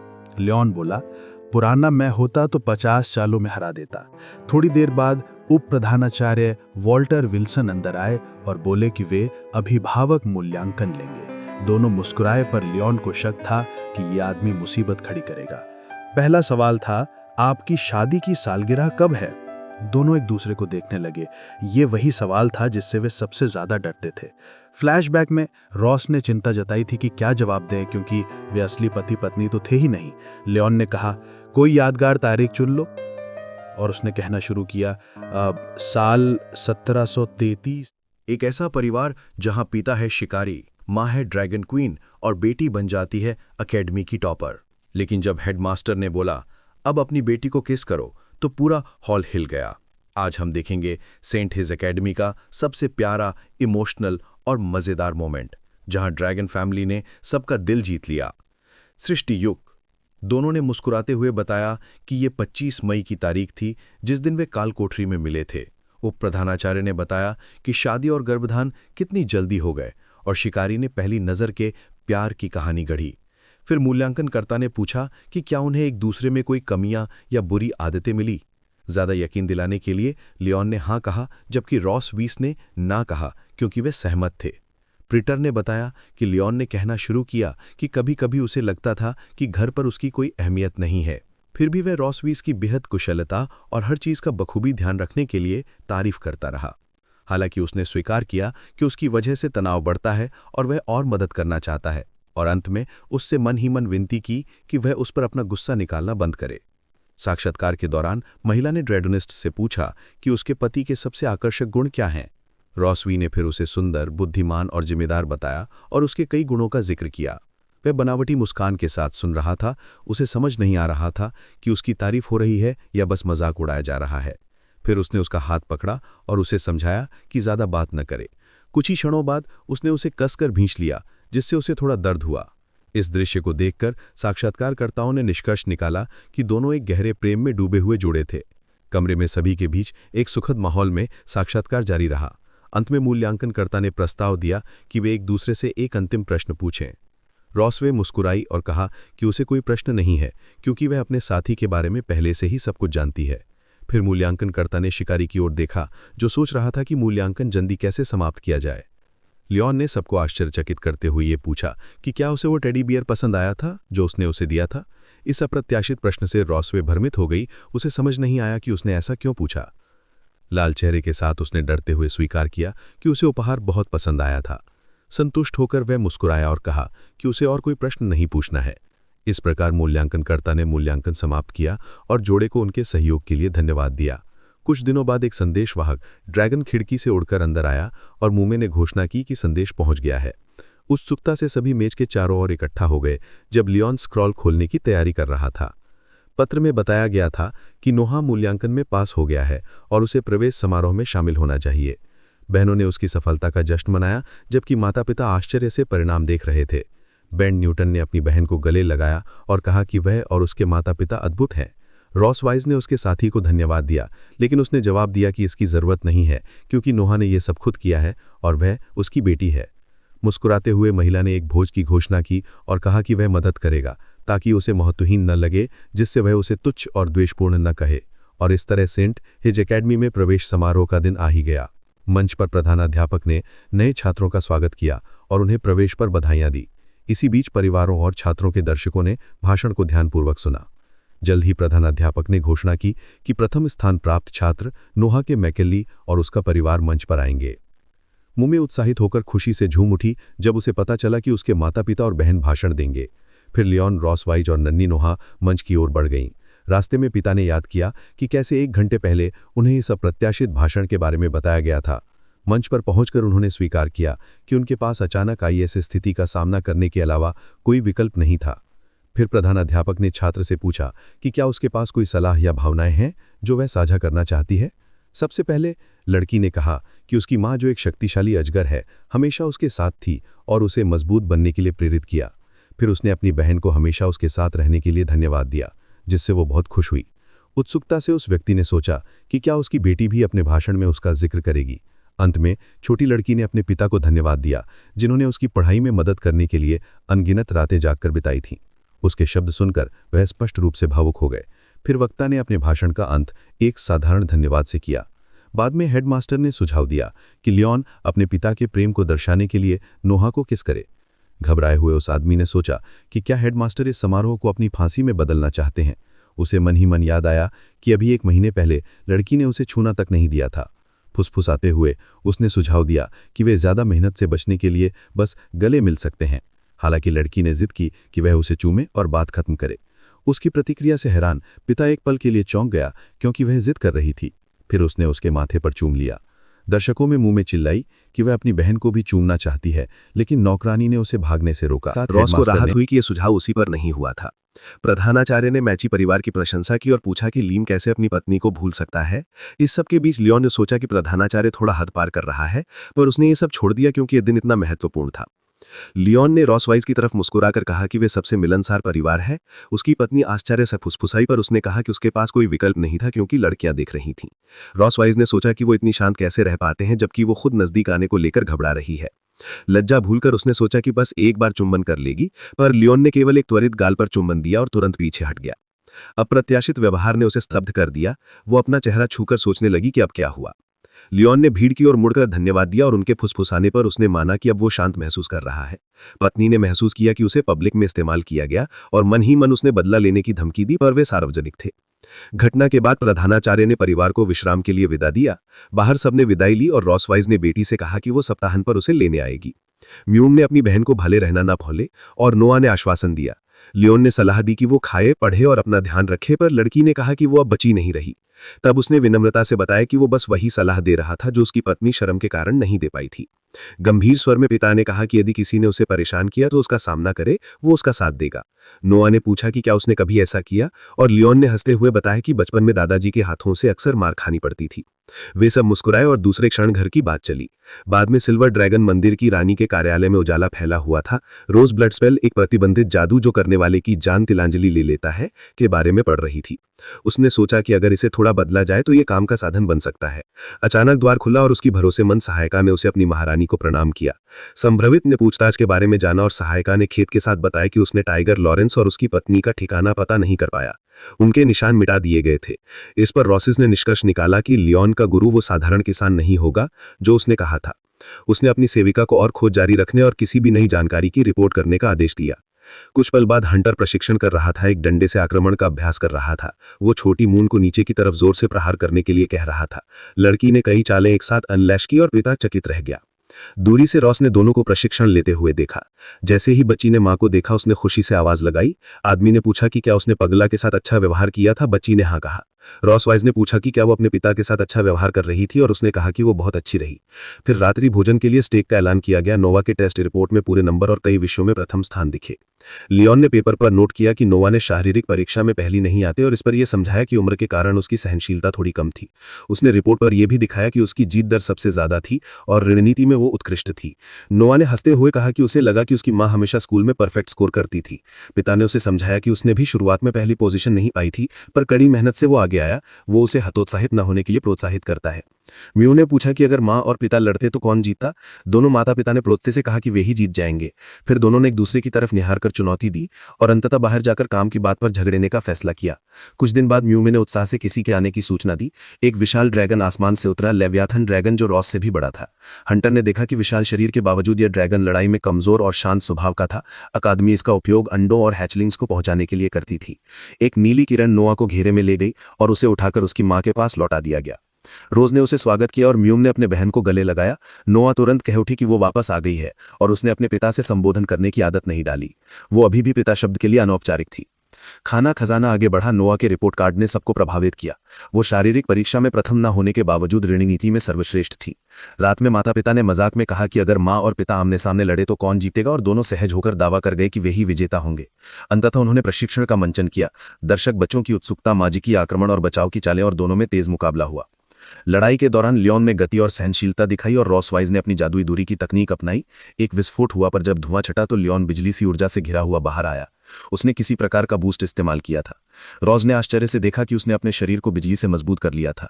लड़ाई तेज हुई और एक मोमेंट में लियोन ने अपने प्रतिबंधी को संतुलित भटकाकर उसे हवा में गिरने से रोक लिया, पर अंत में उसने ये माना कि उसने अपनी पत्नी की रक्षा करते हुए अपनी जीत का आनंद लिया।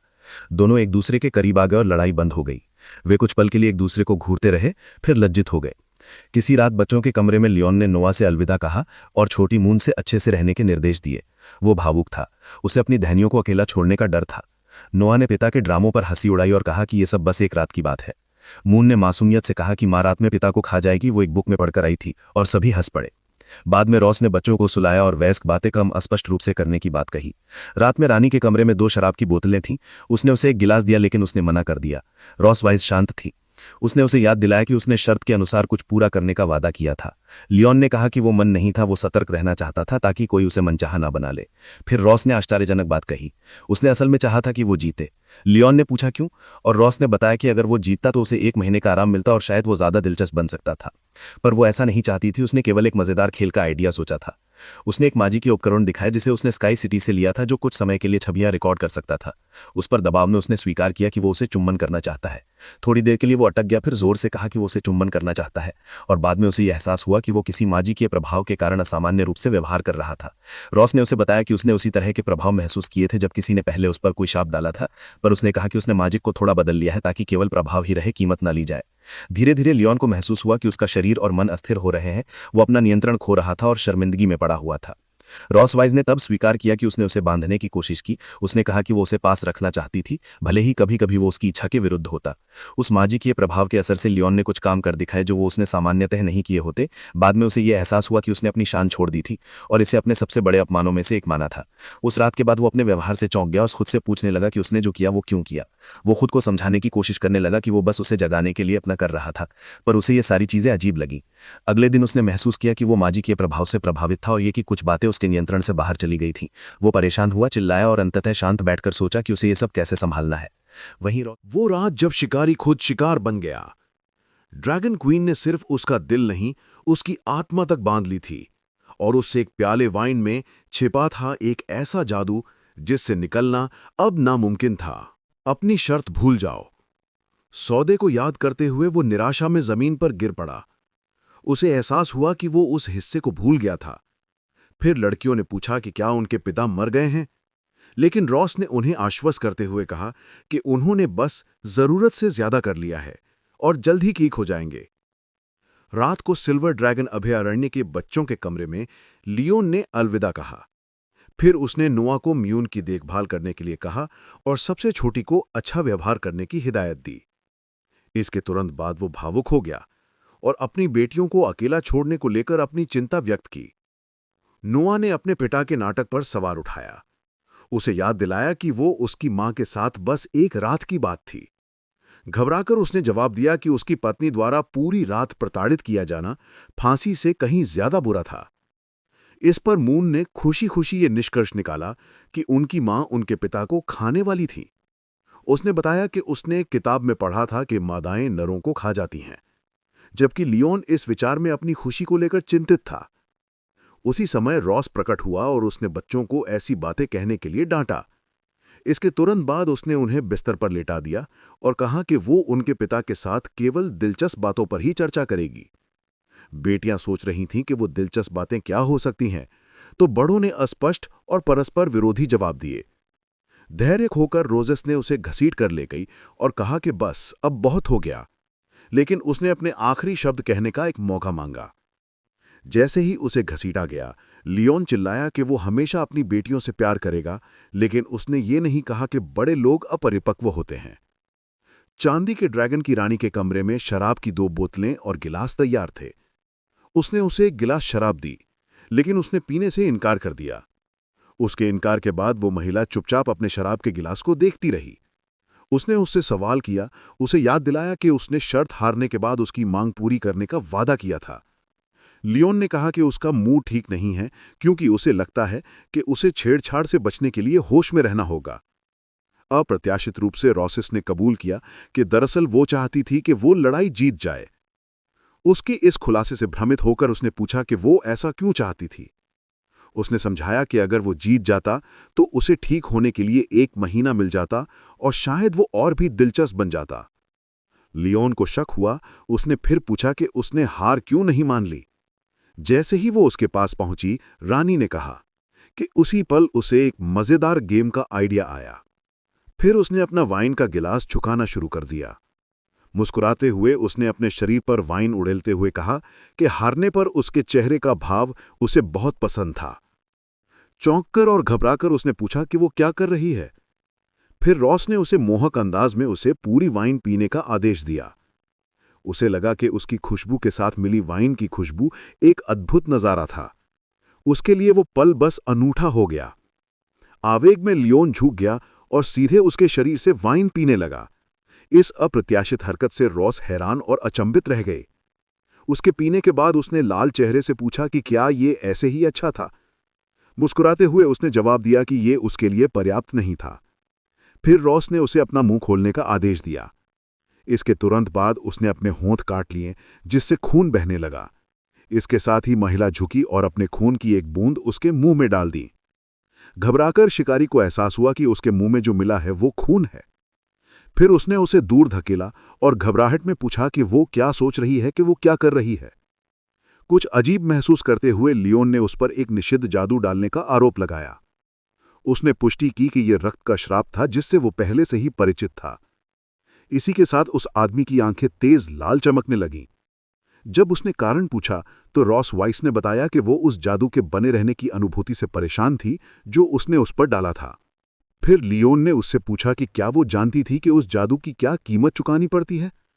मुस्कुराते हुए उसने जवाब दिया कि उसने जादू को इस तरह संशोधित कर दिया है कि केवल जादू का प्रभाव रह जाए।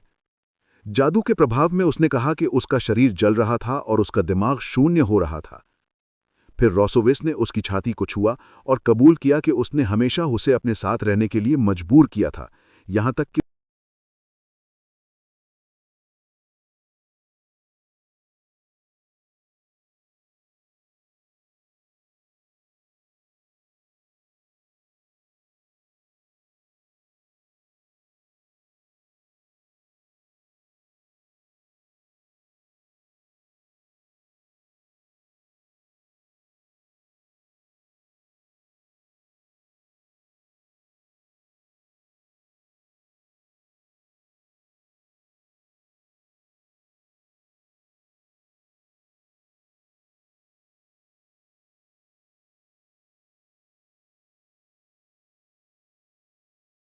होता है जब एक इंसान ड्रैगन की रानी का गुलाम बन जाता है और प्यार, सजा और शक्ति एक ही कहानी में घुल जाते हैं। ये है when the dragon slayer marries the queen of dragons AP3। तो चलिए शुरू करते हैं। दोनों रानी के शानदार कमरे में पहुंचते हैं। फर्श पर गर्म पानी से भरा टब रखा है। लियो हैरान होकर पूछता है, ये किस लिए? रानी ठंडी आवाज में जवाब देती है, पैर धोने के लिए, मेरे पैर। लियो हक्का बक्का रह जाता है। क्या तुम मजाक कर रही हो? रानी मुस्कुराती है, क्या मैं इंसानों से मजाक करती हूं? मजबूरी में लियो घुटनों पर बैठ जाता है। ड्रैगन की सेवा करते हुए अपमान महसूस करता है। वो सोचता है, जिसने इतने शिकारी मारे, आज मैं उसी के पैरों पर हूं। रानी अधीर होकर कहती है, पैर पानी में डालो।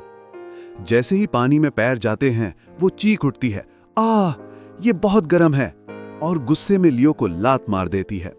लियो पीछे गिर जाता है। वो कहती है, जानबूझकर किया ना? लियो मुस्कुराता है, आदेश तो आपका ही था। वो उसका सीना दबाकर कहती है, कभी सोचा था किसी ड्रैगन के नीचे दबोगे? दर्द से कराहता लियो कहता है, बस करो, पर वो और दबाव बढ़ा देती है। फिर लियो उसका पैर पकड़कर हंसता है। कई तरह के पैरों का स्वाद लिया है, पर ड्रैगन का नहीं। रानी चौंकती है, क्या मतलब? लियो कहता है, अब पता चल जाएगा, और वो सचमुच उसके पैर पर काट लेता है। रानी चीख उठती है, तुम मरोगे इंसान की कसम खाती है। अगली सुबह नून नींद में उठती है और मां से पूछती है कि वो लंगड़ाकर क्यों चल रही हैं। रॉस वाइस कहती है, कुछ नहीं। फिर वो लियो के चेहरे पर पट्टी देखती है और वही जवाब पाती है। बच्ची उलझन में मुस्कुराती है और कहती है, लगता है तुम दोनों कोई मजेदार खेल खेल रहे थे, अगली बार मैं भी खेलूंगी। महल के बाग में लियो और रॉस वाइस चुपचाप टहलते हैं। वो आगे गुस्से में चलती है और वो पीछे। दूर खड़ी दो नौकरानियां सोचती हैं कि ये जोड़ा डेट पर निकला है, पर उन्हें यह भी अजीब लगता है कि दोनों के बीच कोई नजदीकी नहीं है। चुप्पी तोड़ते हुए लियो पूछता है कि ये टहलना आखिर किस लिए है। वो बताती है कि उन्हें लोगों के सामने खुशहाल परिवार का दिखावा करना होगा। लियो को लगता है कि वो कुछ साजिश रच रही है। दूर से नून देखती है और कहती है पापा तो बहुत सुस्त हैं, मम्मी का हाथ पकड़ना भी नहीं आता। वो दौड़कर आती है, दोनों का हाथ पकड़कर जोड़ देती है और कहती है घूमने निकलते हैं तो हाथ पकड़ना जरूरी होता है। ये देखकर दोनों लड़कियां छिपकर हंसती हैं। लियो सोचता है कि हाथ पकड़ना रॉसवाइस को इतना असहज क्यों कर रहा है। फिर वो कहता है बच्चियां तुम्हें माँ कहती हैं पर मम्मी नहीं कहती, इसलिए थोड़ा अजनबीपन लगता है। रॉस उलझ जाती है कि दोनों शब्दों में क्या फर्क है। लियो मुस्कुराकर सुझाव देता है कि अब से वे उसे मम्मी कहने की कोशिश करें। वो चौंक जाती है लेकिन मान जाती है। फिर वो उसे खींचते हुए कहती है कि वो उसे कुछ दिखाना चाहती है। वो उसे महल के पीछे बने गोदाम नुमा स्थान पर ले जाती है। दरवाजा खुलते हुए कहती है नाम चाहे जो रख लो, जगह तो यही है। अंदर पहुंचकर लियो को वहां का खजाना देखकर हैरानी होती है। फिर उसकी नजर एक ब्रेसलेट पर जाती है जिसे उसकी दादी ने दिया था। रॉसवाइस बताती है कि कुछ चीजें उसके लिए यादें हैं, बाकी युद्ध की ट्रॉफियां। वो अपने परिवार की कहानी बताती है कि वो और उसकी बहन अपनी दादी के साथ बड़ी हुई थी। लियो कहता है कि वो भी अनाथालय में पला और उसके गुरु ने उसे अपनाया। फिर वो पूछता है कि वो उसे यहाँ क्यों लाई है। रानी एक संदूक के पास जाती है और कहती है इसमें वो है जो तुम्हें तुम्हारी चिंताओं से दूर रखेगा। वो संदूक खुलती है और लियो दंग रह जाता है क्योंकि उसमें उसकी पुरानी काली सुनहरी कवच होती है। रॉस मुस्कुराकर कहती है क्या तुम इसे हमेशा वापस नहीं चाहते थे। वो यकीन नहीं कर पाता कि ये सच है। जैसे ही वो कवच को छूता है उस पर जादुई रून चमक उठते हैं। रॉसवाइस विजयी मुस्कान के साथ कहती है आखिरकार तुम मेरे जाल में फंस ही गए। वो बताती है कि उसने कवच पर ड्रैगन का निशान लगाया था जो उसके स्पर्श से सक्रिय हुआ। लियो दर्द से कराहता है और पछताता है कि उसने उस पर भरोसा किया। वो उसका ठुड्डी पकड़कर कहती है क्या तुम इसे सह सकोगे मेरे प्यारे पति। फिर वो उसे जमीन पर धकेल देती है। जादू का असर उसके शरीर में फैलता है और रॉसवाइस झुककर मुस्कुराती है मैंने तुम्हारा भरोसा तोड़ने के कई तरीके सोचे थे पर तुम खुद ही फंस गए। लियो हक्का बक्का रह जाता है। वो पूछता है क्या परिवार की बातें और वो सब झूठ था। वो जवाब देती है सब सच था पर मेरे इरादे नहीं बदले। फिर वो उसकी बात याद दिलाती है तुमने कहा था कि मुझे नियंत्रण पसंद है। सही कहा था। फिर झुककर उसे चूमती है और कहती है अब तैयार हो जाओ मेरे प्याले पति। दरवाजे बंद हो जाते हैं और ड्रैगन शिकारी की किस्मत सील हो जाती है। कई घंटे बाद वो थका हुआ सांस लेते हुए कहता है आखिर खत्म हुआ। रॉस संतुष्ट निगाहों से उसे देखती है। लियो चिढ़कर पूछता है अब क्या चाहिए तुम्हें। वो मुस्कुराकर कहती है तुम्हारे जख्म अब भर गए हैं, अब तुम और परिपक्व लगते हो। वो गुस्से से कहता है मैं अब तुम्हारे जाल में नहीं फंसूंगा। रॉस हंसकर कहती है तुम थोड़े समझदार तो हुए हो पर तुम्हारा शरीर तो बहुत गिर गया है। ये सुनकर वो स्तब्ध रह जाता है। अगली सुबह वो थका हुआ दरवाजा खोलता है। रॉसवाइस सामने खड़ी होती है और मुस्कुराकर कहती है गुड मॉर्निंग। लगता है ठीक से नींद नहीं आई। लियो गुस्से से कहता है किसकी वजह से, पर वो मासूम बनती है जैसे कुछ हुआ ही ना हो। फिर वो कहती है नुआ की परीक्षा आ रही है, तुम्हें उसे पढ़ाना है। छेड़ते हुए जोड़ती है कल रात के बाद अब अपनी काबिलियत किसी और तरीके से साबित करना। लियो चढ़कर कहता है मैं साबित कर दूंगा, बस फिर मुझे इनाम चाहिए। रॉस हंसकर कहती है ठीक है, बस हद से ज्यादा मत मांगना। सौदा तय हो जाता है। बाद में नन्ही नुआ पूछती है पापा आप मम्मी से क्यों झगड़ते हैं। लियो मुस्कुराकर कहता है हमारा यही बात करने का तरीका है। तभी वो पूछता है तुमने अभी क्या कहा। वो मासूमियत से दोहराती है मम्मी। लियो खुश होकर मुस्कुराता है और कहता है मुझे पता था तुम्हें यही पसंद आएगा। बच्ची शर्मा जाती और कहती है अब पढ़ाई का समय है। रात में जब लियो पढ़ाई में लगा होता है रॉस आती और पूछती है अब तक सोए नहीं। वो बताता है कि वो नुआ के लिए खास स्टडी प्लान बना रहा है ताकि वो सिर्फ 1 महीने में परीक्षा पास कर ले। रॉस गर्व से कहती है वो मुझ पर गई है। लियो हंसकर कहता है मुझे तो शक है। वो अपने स्कूल के टॉपर्स के मेडल याद करता है और कहता है मैं जीनियस था, तुमने कौन सा इनाम जीता था। रॉस कुछ नहीं कह पाती। वो चिढ़कर उसे याद दिलाती है फिर भी मैं ही हूं जिसने तुम्हें कैद किया था। इस पर लियो झल्ला उठता है वो बस एक बार। रॉस हंसती है वो एक बार ही काफी था। फिर उसकी नजर टेबल पर रखी पीली मिर्च पर जाती है। पूछती है ये क्या कर रहे हो। लियो कहता है नींद ना आए।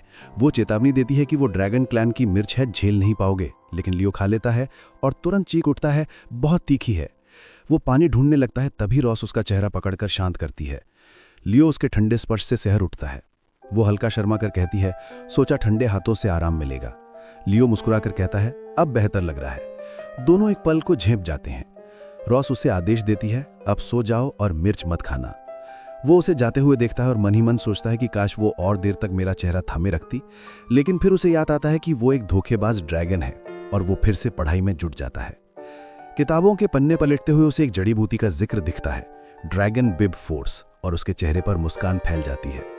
अगले दिन वो नुआ को बताता है कि उसने उसका टेस्ट चेक कर लिया है। वो अंदाजा लगाती है 50 नंबर। लियो मुस्कुराकर कहता है 62। बच्ची मुठ्ठियां कस लेती है बस इतना ही। उसकी आंखों में अब और बेहतर करने की चाह झलकती है। खांसी आई। उसने माफी मांगी और बताया कि कल जो पीली मिर्चें खाई थीं उसी की वजह से गला जल रहा है। तभी सुनहरे बालों वाली महिला वहां आई और नुआ को बताया कि उसके पिता पूरी रात जागकर काम कर रहे थे। उसने हंसते हुए कहा कि जागे रहने के लिए उन्होंने बहुत तीखी पीली मिर्चें खा ली थीं।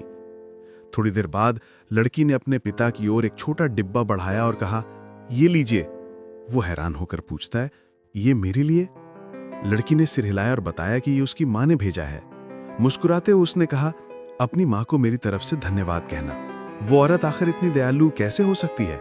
फिर वो हंसकर बोला, चलो अब पढ़ाई शुरू करें। इस तरह पिता और बेटी के बीच का रिश्ता और गहरा हो गया। कुछ समय बाद सिल्वर ड्रैगन के महल की रसोई में सब तैयारी पूरी हो चुकी थी। 2 नौकरानियां सभी मांगी हुई चीजें लेकर आईं। युवक ने कहा कि उन्हें वहीं रख दें। वो सोच रहा था कि उसने जानबूझकर कुछ बेकार चीजें भी मंगवाई थी ताकि कोई उसकी असली योजना का अंदाजा न लगा सके। वो मन ही मन जानता था कि भले ही सामग्री आम है, लेकिन इस औषधि के सफल होने की संभावना बहुत कम है। उसने सब चीजें पीसकर मिलाईं, फिर क्रम से उन्हें उबालने के लिए पात्र में डाला।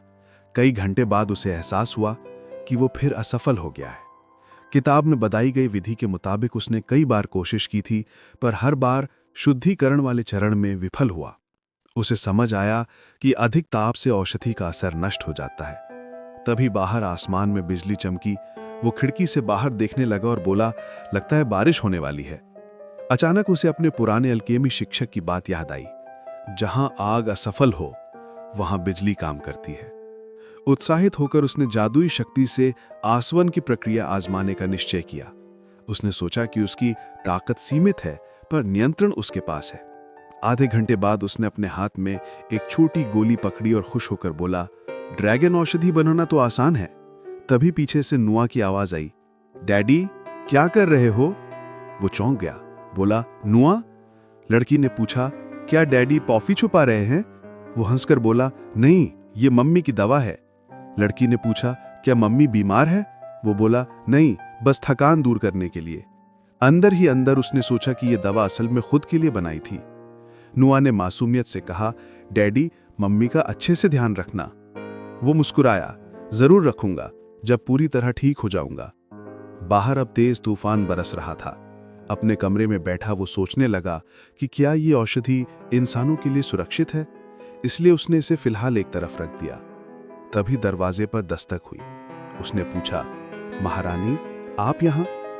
रॉसवाइस अंदर आई और बोली, मुझे नुआ ने बताया कि तुमने मेरे स्वास्थ्य के लिए कोई दवा बनाई है। वो मन ही मन झेम गया, ये छोटी ड्रैगन तो सब बता देती है। रानी ने मुस्कुराते हुए कहा, मुझे हैरानी है कि तुम इतने साधारण माहौल में भी औषधियां बना सकते हो। दिखाओ क्या तैयार किया है। उसने डिब्बा थमा दिया, सोचते हुए कि चाहे वो मना करे या नहीं, रानी से ले ही लेगी। रॉसवाइस ने डिब्बा खोला और बोली, अद्भुत, तुमने ड्रैगन स्ट्रेंथ जैसी औषधि इतनी कमजोर परिस्थितियों में बना ली। वो हैरान रह गया कि क्या वो सच में तारीफ कर रही है। रानी ने कहा, ये तुम्हारे पास रह सकती है, लेकिन अभी इसे लेना मना है। वो घबरा गया, क्यों? रानी ने समझाया, क्योंकि इसका असर इंसान के शरीर के लिए बहुत ज्यादा है। वो बोला, क्या वाकई इतनी शक्तिशाली है? रॉसवाइस ने कहा, मैं ये तुम्हारे भले के लिए कह रही हूं, इंसान इसे झेल नहीं सकता। पर युवक ने गर्व से कहा, मैंने अनगिनत ड्रैगनों को हराया है और तुम सोचती हो मैं एक दवा से हार जाऊंगा? रानी के रोकने से पहले उसने गोली मुंह में डाल ली और कहा, साहस ही मानवता का गीत है। रॉसवाइस घबराकर चिल्लाई, लियो!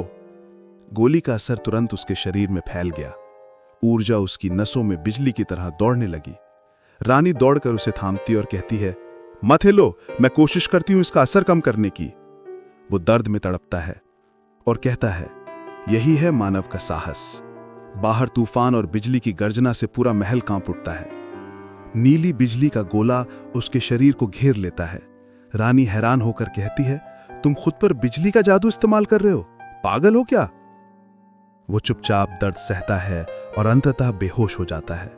रॉसवाइस उसे गिरने से पहले थाम लेती है। वो सांस छोड़ते हुए कहती है, तुम पूरी तरह पागल हो गए हो। जैसे ही वो उठकर डॉक्टर बुलाने जाती है, लियो उसका हाथ पकड़ लेता है। वो पलट कर देखती है, वो हंस रहा था। और उसने दूसरे हाथ से रॉसवाइस की पूंछ पकड़ ली थी। वो झुंझलाकर बोली, अब क्या कर रहे हो? लियो मुस्कुराकर बोला, कहाँ जा रही हो मेरी पत्नी? रॉसवाइस चौंक गई। कौन तुम्हारी पत्नी? वो बोला, तुम, और मैं तुम्हें जाने नहीं दूंगा।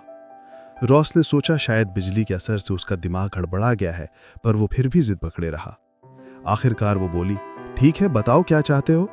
वो मुस्कुराया, मैं अपनी पत्नी से एक और बच्चा चाहता हूं। ये सुनकर रॉसवाइस संद रह गई और उसका चेहरा लाल हो गया।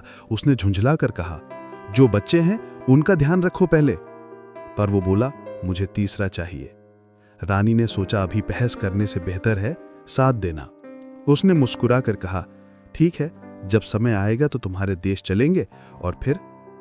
वो बोली नहीं पूरी, पर लियो खुश होकर उछल पड़ा, तुम सबसे अच्छी पत्नी हो।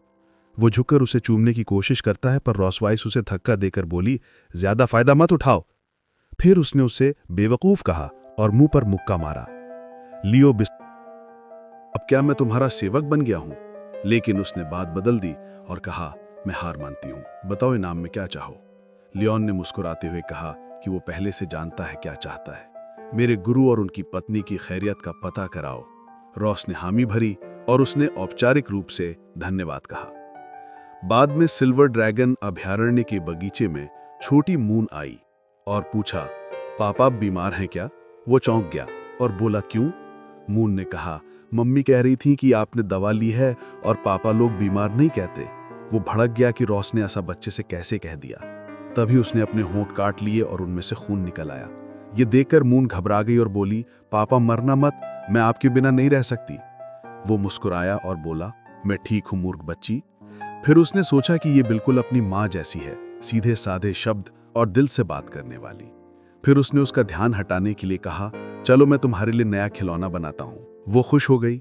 लियोन ने अपने औजार उठाए और एक रंगीन जादुई घुन बना दिया। उसने कहा, इसे घुमाओ, तुम उसकी पहेलियां हल कर सकती हो। मून बेहद खुश हो गई। उसने सोचा कि बच्चों की देखभाल करने में भी शायद उसका हाथ अच्छा है। लेकिन तभी उसने कुछ अजीब महसूस किया, जैसे कोई ड्रैगन उसे दूर से देख रहा हो। फिर उसने तय किया कि बड़ी बेटी नोआ के लिए भी एक खिलौना बनाएगा। बाद में नोआ ने दरवाजे से झांका, देखा कि छोटी बहन सो रही है और मेज पर वही जादुई घुन पड़ा था, साथ में एक नोट, इसे हल कर सको तो देखना। वो मुस्कुराई, बोली कि उसे ऐसे खिलौनों में दिलचस्पी नहीं। फिर भी उसने उसे घुमाना शुरू कर दिया। कुछ देर बाद उसने उसे सीने से लगा लिया और मन ही मन कहा, धन्यवाद पापा। उस सवाल के सामने आदमी बिल्कुल चुप रह गया। तब रॉसवाइस ने समझाया कि उसका शरीर अभी तक इतना ठीक नहीं हुआ कि वो ड्रैगन रूप ले सके। भावुक होकर म्यून ने अपने पिता से कहा कि वो जल्दी ठीक हो जाएं और उन्होंने वादा किया कि कोशिश करेंगे।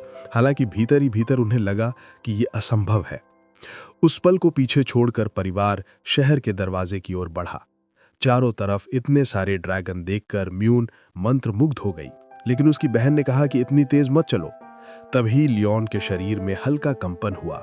ये देखकर रॉसवाइस ने मजाक किया कि जागने के बाद पहली बार वो इतने ड्रैगन देख रहा है। मुस्कुराते हुए उसने पूछा, क्या तुम डर गए? पर उसने इनकार किया और कहा, डर नहीं, बल्कि बहुत उत्साहित हूं। उसकी आंखें चमक उठीं, सोचते हुए कि इन सड़कों पर तो इनाम ही इनाम है और आज वो अमीर बनने वाला है। रॉस ने राहत की सांस ली कि उसे फिक्र करने की जरूरत नहीं थी, वो तो पहले ही मुनाफा गिनने में लगा था। कुछ देर बाद वे एक फोटो स्टूडियो पहुंचे, जहां घंटी बजी और स्टाफ ने उनका स्वागत किया, सिल्वर ड्रैगन रानी और उसके परिवार के रूप में। अंदर पहुंचकर म्यून ने दीवार पर लगी ड्रैगन की तस्वीरों की ओर इशारा किया।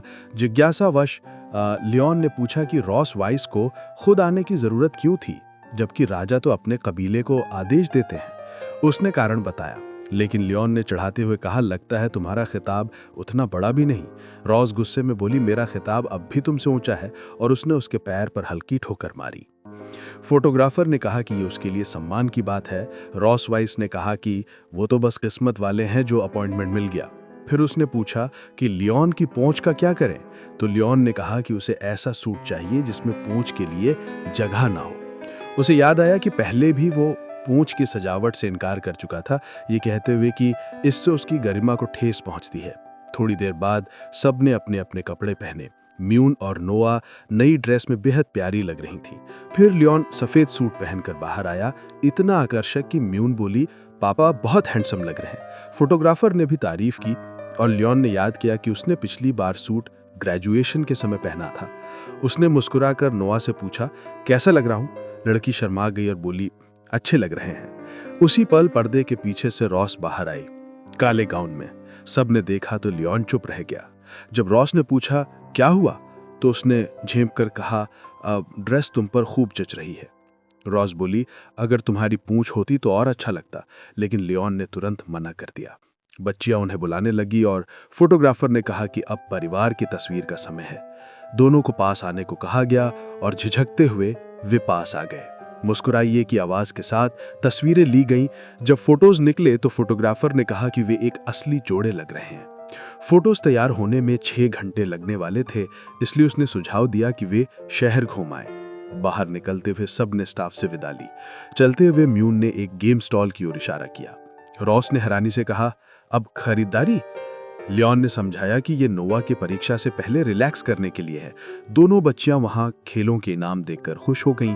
तभी पास से शोर आया। दुकानदार बच्चों को प्रोत्साहित कर रहा था कि कोशिश करते रहो तो निशाना लग जाएगा। लियोन ने देखा कि ये शूटिंग गेम है। नोआ हार गई तो उसने सोचा कि खेल ऐसा बनाया गया है कि दुकानदार ही हमेशा जीते। दुकानदार ने तब दंपत्ति को खेलने का मौका दिया और कहा कि वे अपनी बच्चियों के लिए टेडी बियर जीत सकते हैं। लियोन ने बच्चियों से पूछा, वाकई चाहती हो? दोनों ने ना कहा, पर वो समझ गया कि मतलब यस है। उसने 10 गोलियां मांगी और हंसते हुए कहा, भुगतान रॉस करेंगी। बंदूक पकड़ते हुए उसने कहा, शिकार एकेडमी के बाद पहली बार इसे छू रहा हूं। पहला निशाना बिल्कुल सटीक लगा। दुकानदार को यकीन था कि उसने बंदूक ऐसी ठीक की है कि कोई जीत ही ना पाए, लेकिन अगले ही पल सारे निशाने लग गए। म्यून खुशी से चिल्लाई, पापा बेस्ट हैं। रॉस ने मुस्कुराकर कहा, इतने भी बुरे नहीं। दुकानदार ने हार मान ली और टेडी दे दिए। लियोन ने बच्चों को पकड़ा दिए। रॉस ने देखा कि जब वो मन से कोशिश करता है तो उसमें एक अलग आकर्षण होता है। वो उसकी तरफ देखती रही और वो सोचने लगा कि वो उसे ऐसे क्यों देख रही है। तभी पास की बच्ची ने भी अपनी माँ से टेडी मांगा और अगले ही पल रॉस के हाथ में भी एक बड़ा टेडी था। लियोन ने हंसकर कहा, अब तुम्हारे लिए भी जीत गया। रॉस ने कहा, मुझे इनकी जरूरत नहीं, लेकिन मन ही मन मान लिया कि वो प्यारे हैं। टेडी पकड़ते हुए रॉस ने धीरे से कहा, डिनर के बाद मेरे कमरे में आना। लियोन ये सुनकर सन्न रह गया। रात में महल जगमगा उठा। वो गलियारे में चलते हुए सोच रहा था कि शायद ये एक और निजी रात होने वाली है। उसने सोचा, अगर गया तो एक रात तकलीफ होगी, नहीं गया तो हफ्ते भर। तय करके वो दरवाजे तक पहुंचा। दरवाजा खुला था। अंदर से पानी की आवाज आई। वो समझ गया कि रॉस नहा रही है। उसने शीशे के पार उसकी परछाई देखी। दिल की धड़कन तेज हो गई। फिर दरवाजा खुला। रॉस केवल एक गाउन में बाहर आई और बोली, शुरू करें? वो डर गया क्योंकि वो समझ गया कि वो फिर से उसकी एनर्जी खींचने वाली है। रॉस ने पूछा, बैठक में करें या बालकनी में? वो बोला, बालकनी में कोई देख लेगा। वो बोली, ठीक है, बैठक में, जगह से फर्क नहीं पड़ता। वो बोला, ठीक है, मैं तैयार हूं और सोफे पर लेट गया। रॉस बोली, क्या कर रहे हो? मैं तो टेस्ट की तैयारी की बात कर रही थी। दरअसल उसके हाथ में सेंट हिस्ट एकेडमी का कपल्स टेस्ट फॉर्म था। उसमें जोड़ों की आदतें और व्यक्तित्व का मिलान होता था। दोनों ने टेस्ट शुरू किया। जिसे पूछा, तुम्हारा पसंदीदा रंग क्या? रॉस ने कहा, काला। लियोन बोला, सिल्वर। जब जवाबों की तुलना की तो दोनों ने झेंपते हुए कहा, बस संयोग था। फिर उन्होंने एक दूसरे के बारे में ज्ञान की परीक्षा ली। लियोन ने घमंड से कहा कि उसने ज्यादा अंक पाए हैं। रॉस मन ही मन उसकी बातों से प्रभावित हुई, खासकर जब उसने पूंछ की सुविधा तक सही लिखी थी।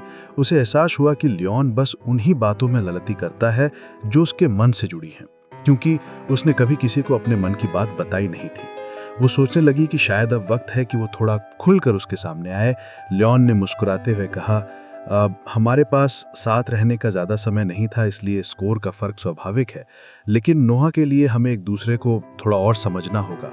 ये सुनकर रॉस शर्मा गई और बोली, बहाने बंद करो, सही जवाब लिखो। 1 हफ्ते बाद लियोन ने उनकी औसत रेटिंग में सुधार का जश्न मनाया, जबकि रॉस उसकी लैब में सो रही थी। जब वो जाने लगा तो रॉस ने उसका हाथ पकड़ लिया और बोली, जाने से पहले मेरे बाथटब में नहा लो। वो चौंका, क्या तुम चाहती हो कि मैं तुम्हारे कमरे में नहाऊं? उसने उसे धक्का दिया, जाओ। बाथरूम में बैठा वो सोचने लगा कि वो इतनी जिद क्यों कर रही है, क्या कुछ प्लान किया है? फिर खुद से कहा, शायद टेस्ट की टेंशन है, और उसने बस पल का आनंद लेने का सोचा। अचानक रॉस केवल एक तौलिए में अंदर आई और बोली, बहुत तनाव है, अब उसे दूर करना है। वो बोला, प्लीज किसी और तरह से दूर करो। वो मुस्कुराई। तनाव कम करने का सबसे अच्छा तरीका है तुम्हें थकाना। वो बोला, अब तो मैं हार मानता हूं। वो हंसकर बोली, अब भाग नहीं सकते, अपने किस्मत स्वीकार करो। आखिरकार सेंट हिस्ट एकेडमी की प्रवेश परीक्षा का दिन आया। पहुंचकर लियोन उसकी भव्यता देखकर दंग रह गया। रॉस उसके साथ गंभीर खड़ी थी। उसने मुस्कुराकर कहा, कल रात की तनाव थेरेपी याद है? वो झुंझलाई और धीरे से गाली दी, लेकिन वो बस हंसा। अंदर जाकर उन्होंने महान परिवारों के प्रतीक देखे। तभी रिसेप्शनिस्ट ने पुकारा, नोआ कॉस्मो मिल्की वे सिल्वर ड्रैगन ट्राइब। वो चौंकी, क्योंकि लड़की सिर्फ 1 साल 3 महीने की थी। लियोन ने पूछा, कोई दिक्कत? रिसेप्शनिस्ट बोली, नहीं, बस आश्चर्य है, ज्यादातर बच्चे 4 से 6 साल की उम्र में दाखिला लेते हैं। रॉस बोली, हमारी बेटी होशियार है और हम उसके निर्णय का सम्मान करते हैं। फिर स्टाफ ने उन्हें 4थी मंजिल पर फैमिली इवैल्यूएशन के लिए भेजा। वहां 3 और परिवार बैठे थे। रॉस ने धीमे से पूछा, क्या ये आसान होंगे?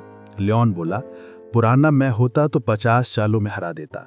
थोड़ी देर बाद उप प्रधानाचार्य वॉल्टर विल्सन अंदर आए और बोले कि वे अभिभावक मूल्यांकन लेंगे। दोनों मुस्कुराए, पर लियोन को शक था कि ये आदमी मुसीबत खड़ी करेगा।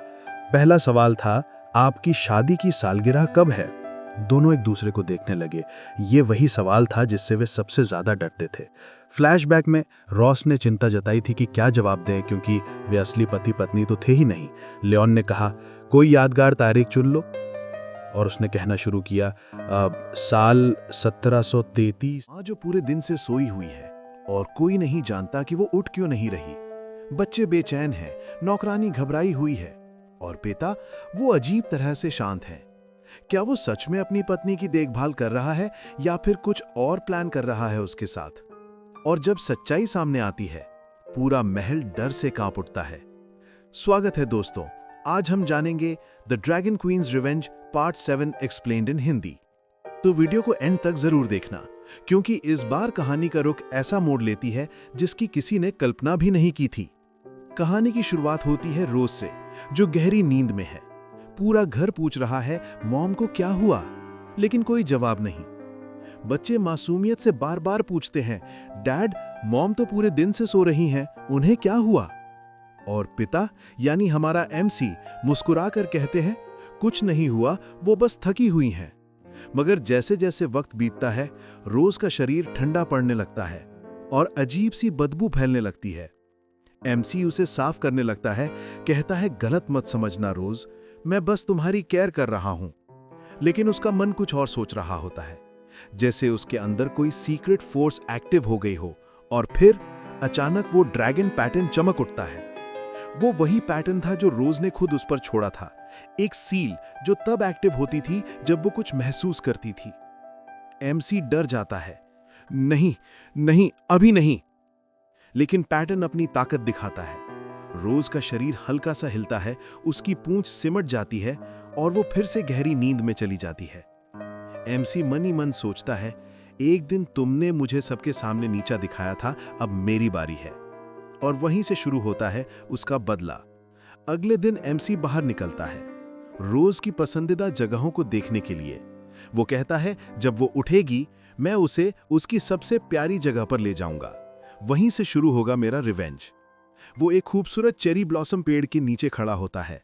हवा में फूल झर रहे होते हैं और वो मुस्कुराकर कहता है, यहीं उसे सबसे ज्यादा इंसानी महसूस होगा और यहीं मैं उसे उसकी असली कीमत दिखाऊंगा। लेकिन तभी जब एमसी महल लौटता है, पूरा महल आग में जल रहा होता है। मेड्स चिल्ला रही हैं, लोग रो रहे हैं और बच्चों के हाथ में रोज की तस्वीर होती है। म्यू बोलती है, डैड, ये लो, इसे रख लो और वापस आ जाओ। नॉर कहती है, सिस्टर, वो अब नहीं आएंगे। और तभी एमसी उनके सामने आ जाता है। सब दंग रह जाते हैं।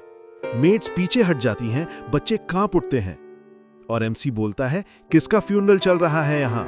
किसे बुलाने की कोशिश कर रहे हो? वो बच्चों के हाथ से तस्वीर लेता है, देखता है और ठिठक जाता है। तस्वीर में वही है, स्वयं एमसी। वो हैरान होकर बोलता है, ये तो मैं हूं, तुम लोग ये फोटो कहां से लाए? तभी आग की लपटें तेज हो जाती हैं और कैमरा धीरे धीरे ब्लर होता है। और यहीं खत्म होती है आज की कहानी। लेकिन सवाल अभी भी बाकी है, क्या रोज सच में मरी है या वो बस अपने रिवेंज का सही वक्त आने का इंतजार कर रही है? और एमसी, क्या वो बदला ले पाएगा या फिर खुद अपने जाल में फंस जाएगा? इसका जवाब मिलेगा अगली वीडियो में। The dragon queen's revenge part 8 explained in Hindi. तब तक के लिए लाइक करो, सब्सक्राइब करो और कमेंट में बताओ अगर तुम्हें भी लगता है कि रोज अब भी जिंदा है। ड्रैगन क्वीन, जो कभी इंसानों को तुच्छ समझती थी, आज उसी इंसान ने उसे घुटनों पर ला दिया। ड्रैगन क्वीन ने ठंडी सांस लेकर कहा, एमसी, ये मत सोचो कि तुम मुझ पर सिर्फ इसलिए हमला कर सकती हो क्योंकि मैं कमजोर हूं। मैं तुम्हें सलाह देता हूं कि कोई भी जल्दबाजी में काम मत करना। एमसी हंसकर कहता है, जब मैं आंखें खोली थी तब मैंने एक घूंट पानी भी नहीं पिया था। तुमने मेरे ऊपर वो निशान खुदवा दिया था, तब तुमने सोचा भी ना होगा। तुमने मेरी एक भी बात नहीं सुना था। ड्रैगन क्वीन की आंखों में गुस्सा चमकता है।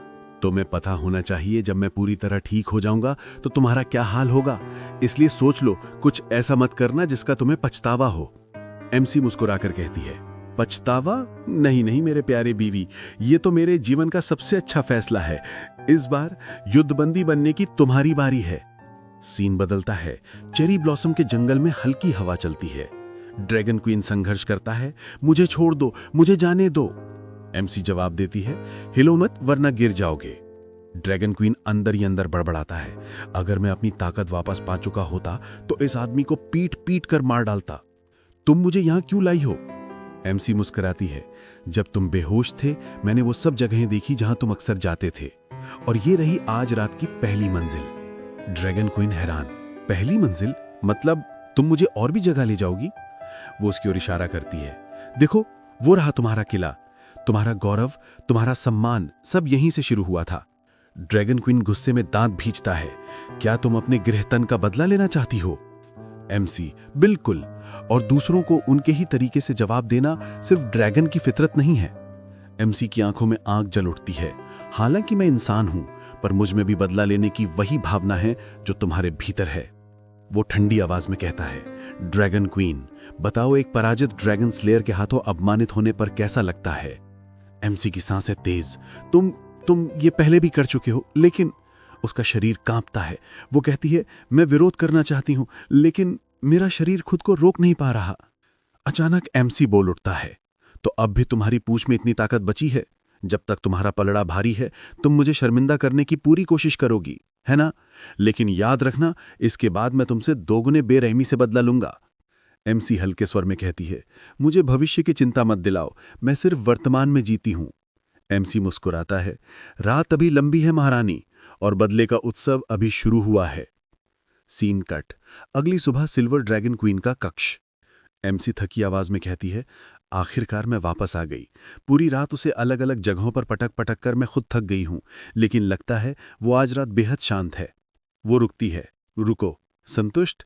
क्या मैं यहां बदला लेने नहीं आई थी? वो खुद से बड़बड़ाती है, नहीं नहीं, मैंने तो उसे उसी शर्म का एहसास दिलाया है जो उसने मुझे दिया था। वो गहरी सांस लेकर कहती है, इस बार मेरा बदला पूरा हुआ। धीरे से कमरे से निकलते हुए, नौकरानियां उठने से पहले मुझे लौटना होगा। हमारा रिश्ता ऐसा नहीं कि हम सुबह तक एक ही बिस्तर पर रहें। लेकिन जैसे ही वो दरवाजे की तरफ बढ़ती है, उफ कितनी ठंड है। हर जीव किसी गर्म जगह के पास रहना चाहता है, ये सहज प्रवृत्ति है। थोड़ा रुककर मुस्कुराती है, फिर से बेवकूफ मत बनो ड्रैगन क्वीन, लेकिन शायद यहां रहना उस ठंडे कमरे में लौटने से बेहतर है। एमसी मुस्कुराई, उसे लगा सब खत्म हो गया, पर तभी पीछे से वो आवाज गूंजती है, खत्म नहीं इंसान, अब असली खेल शुरू होगा। Next part 9, the dragons counter attack. और हाँ दोस्तों, पार्ट 9 बहुत जल्द आने वाला है, तो जल्दी से चैनल को सब्सक्राइब करो और वीडियो को लाइक करना मत भूलना। Red heart. वक्त था, सूरज की पहली किरणें खिड़की से अंदर आ रही थी। छोटी सी मुंह आंखें मलते हुए उठी और उछलते हुए बोली, आज तो सूरज मम्मी पापा के कमरे में घुस गया है। वो भागकर कमरे में गई और बोली, मम्मी उठो ना, सूरज तुम्हारी बट पर चमक रहा है। लेकिन मम्मी रॉस नींद में बोली, मुंह जाओ अपने डैडी के साथ खेलो, मम्मी को थोड़ी और नींद चाहिए। मुंह ने मुंह फुलाया, फिर पापा के पास गई और बोली, डैडी उठो ना, सूरज तुम्हारे बट पर भी चमक रहा है। लियोन करवट लेते हुए बोला, यहाँ तो बहुत गर्म और आरामदायक है, डैडी को थोड़ा और सोने दो। मुंह ने गुस्से में दोनों को देखा और बोली, आप दोनों तो एक दूसरे को पकड़े सोए पड़े हो, मुंह के साथ कौन खेलेगा? ये पहली बार था जब मू ने अपने मम्मी पापा को इतना करीब देखा और उसने नोटिस किया कि उनके शरीर पर बहुत सारे लाल निशान हैं। वो चौंकी और बोली, हाँ, ये तो कीड़े के काटने जैसे लग रहे हैं। मम्मी ने सिखाया था कि कीड़ा काटे तो दवा लगानी चाहिए, तो मू ने तुरंत दौड़कर दवाई का डिब्बा निकाला और बोली, चिंता मत करो मम्मी पापा, मू सब ठीक कर देगी। और फिर उसने दोनों पर जगह जगह मरहम लगाना शुरू कर दिया। थोड़ी देर बाद रॉस नींद से उठी और बोली, लियोन उठो, शरीर इतना चिपचिपा क्यों लग रहा है, चेहरा भी गीला है। लियोन हंसते हुए बोला, तुम्हारे चेहरे पर क्या लगा है? तभी मुंह कमरे में आई और बोली, मुंह ने किया, मैंने देखा कि कीड़े ने काटा था तो मुंह ने दवा लगा दी। रॉस और लियोन एक दूसरे को देखकर थोड़ा शर्माए। लियोन ने मुंह के सिर पर हाथ रखा और बोला, मुंह, तुमने तो बहुत अच्छा काम किया। मुंह खुशी सोच ली और बोली, अगली बार भी मुंह ही दवा लगाएगी? रॉस धीरे से फुसफुसाई, अगली बार दरवाजा बंद रखना। फिर सीन बदलता है। किचन में लियोन फ्राइड राइस बना रहा है, पैन से खुशबू आ रही है। वो प्लेट में परोसकर रॉस के पास लाता और कहता है, तुम कई दिनों से कुछ खाई नहीं थी, चलो मैं खिलाता हूँ। रॉस बोलती है, मुझे खिलाने की जरूरत नहीं, मैं खुद खा सकती हूँ। लियोन मुस्कुराता है और एक निवाला उसके मुंह में डाल देता है। रॉस का मूड थोड़ा बदलता है। वो बोलती है, स्वाद बुरा नहीं है। लियोन गर्व से, बेशक, ये मैंने प्यार से बनाया है। दोनों के बीच हल्की मस्ती शुरू होती है। रॉस कहती है, ये खाना मेरे लिए बनाया या खुद खाने के लिए? लियोन हंसकर कहता है, तुम पूरा खत्म नहीं कर पाओगी, मैं मदद कर दूं। दोनों एक दूसरे को छेड़ते हुए खाना शेयर करते हैं। फिर रॉस थोड़ी शर्माती और कहती है, तुम्हारा ये सब केयर करना प्यार है या टॉर्चर? लियोन हंसते हुए, ये टॉर्चर नहीं, पति का प्यार है। रॉस उसे गुस्से से देखती है, कहती है, हर बार जब तुम कुछ अच्छा करते हो आखिर में मुझे परेशानी करते हो। लियोन मुस्कुराता है और रॉस गुस्से में आईना तोड़ देती है। कहती है, अब मेरी ताकत लौट आई है। शीशा टूटते ही उसे एहसास होता है कि उसका पावर वापस आ गया है। उधर लियोन किचन में बर्तन धोते हुए सोच रहा है, कृपया इतनी जल्दी रिकवर मत करना, मुझे तुम्हें छेड़ने में अभी मजा आ रहा है। दोनों की जिंदगी ऐसे ही लड़ाई और प्यार के बीच चलती रहती है। मुंह बाहर खिलते हुए अपने खिलौनों से कहती है, मम्मी पापा कितने मजेदार हैं, दिन भर लड़ते हैं फिर भी साथ खाते हैं। कैमरा जूम आउट होता है, बैकग्राउंड में प्यारा सा म्यूजिक बजता है, नरेशन वॉइस कहती है, और इसी तरह मुंह, रॉस और लियोन की सुबह खत्म होती है, थोड़ी गड़बड़, थोड़ी मस्ती और ढेर सारा प्यार के साथ। अगर आपको मुंह की प्यारी शरारतें और रॉस लियोन की लड़ाई प्यार की कहानी पसंद आई हो तो वीडियो को लाइक करो, कमेंट करो और चैनल को सब्सक्राइब करना मत भूलना, ताकि अगली बार जब मुंह फिर कुछ गड़बड़ करे तो आप सबसे पहले देख सको।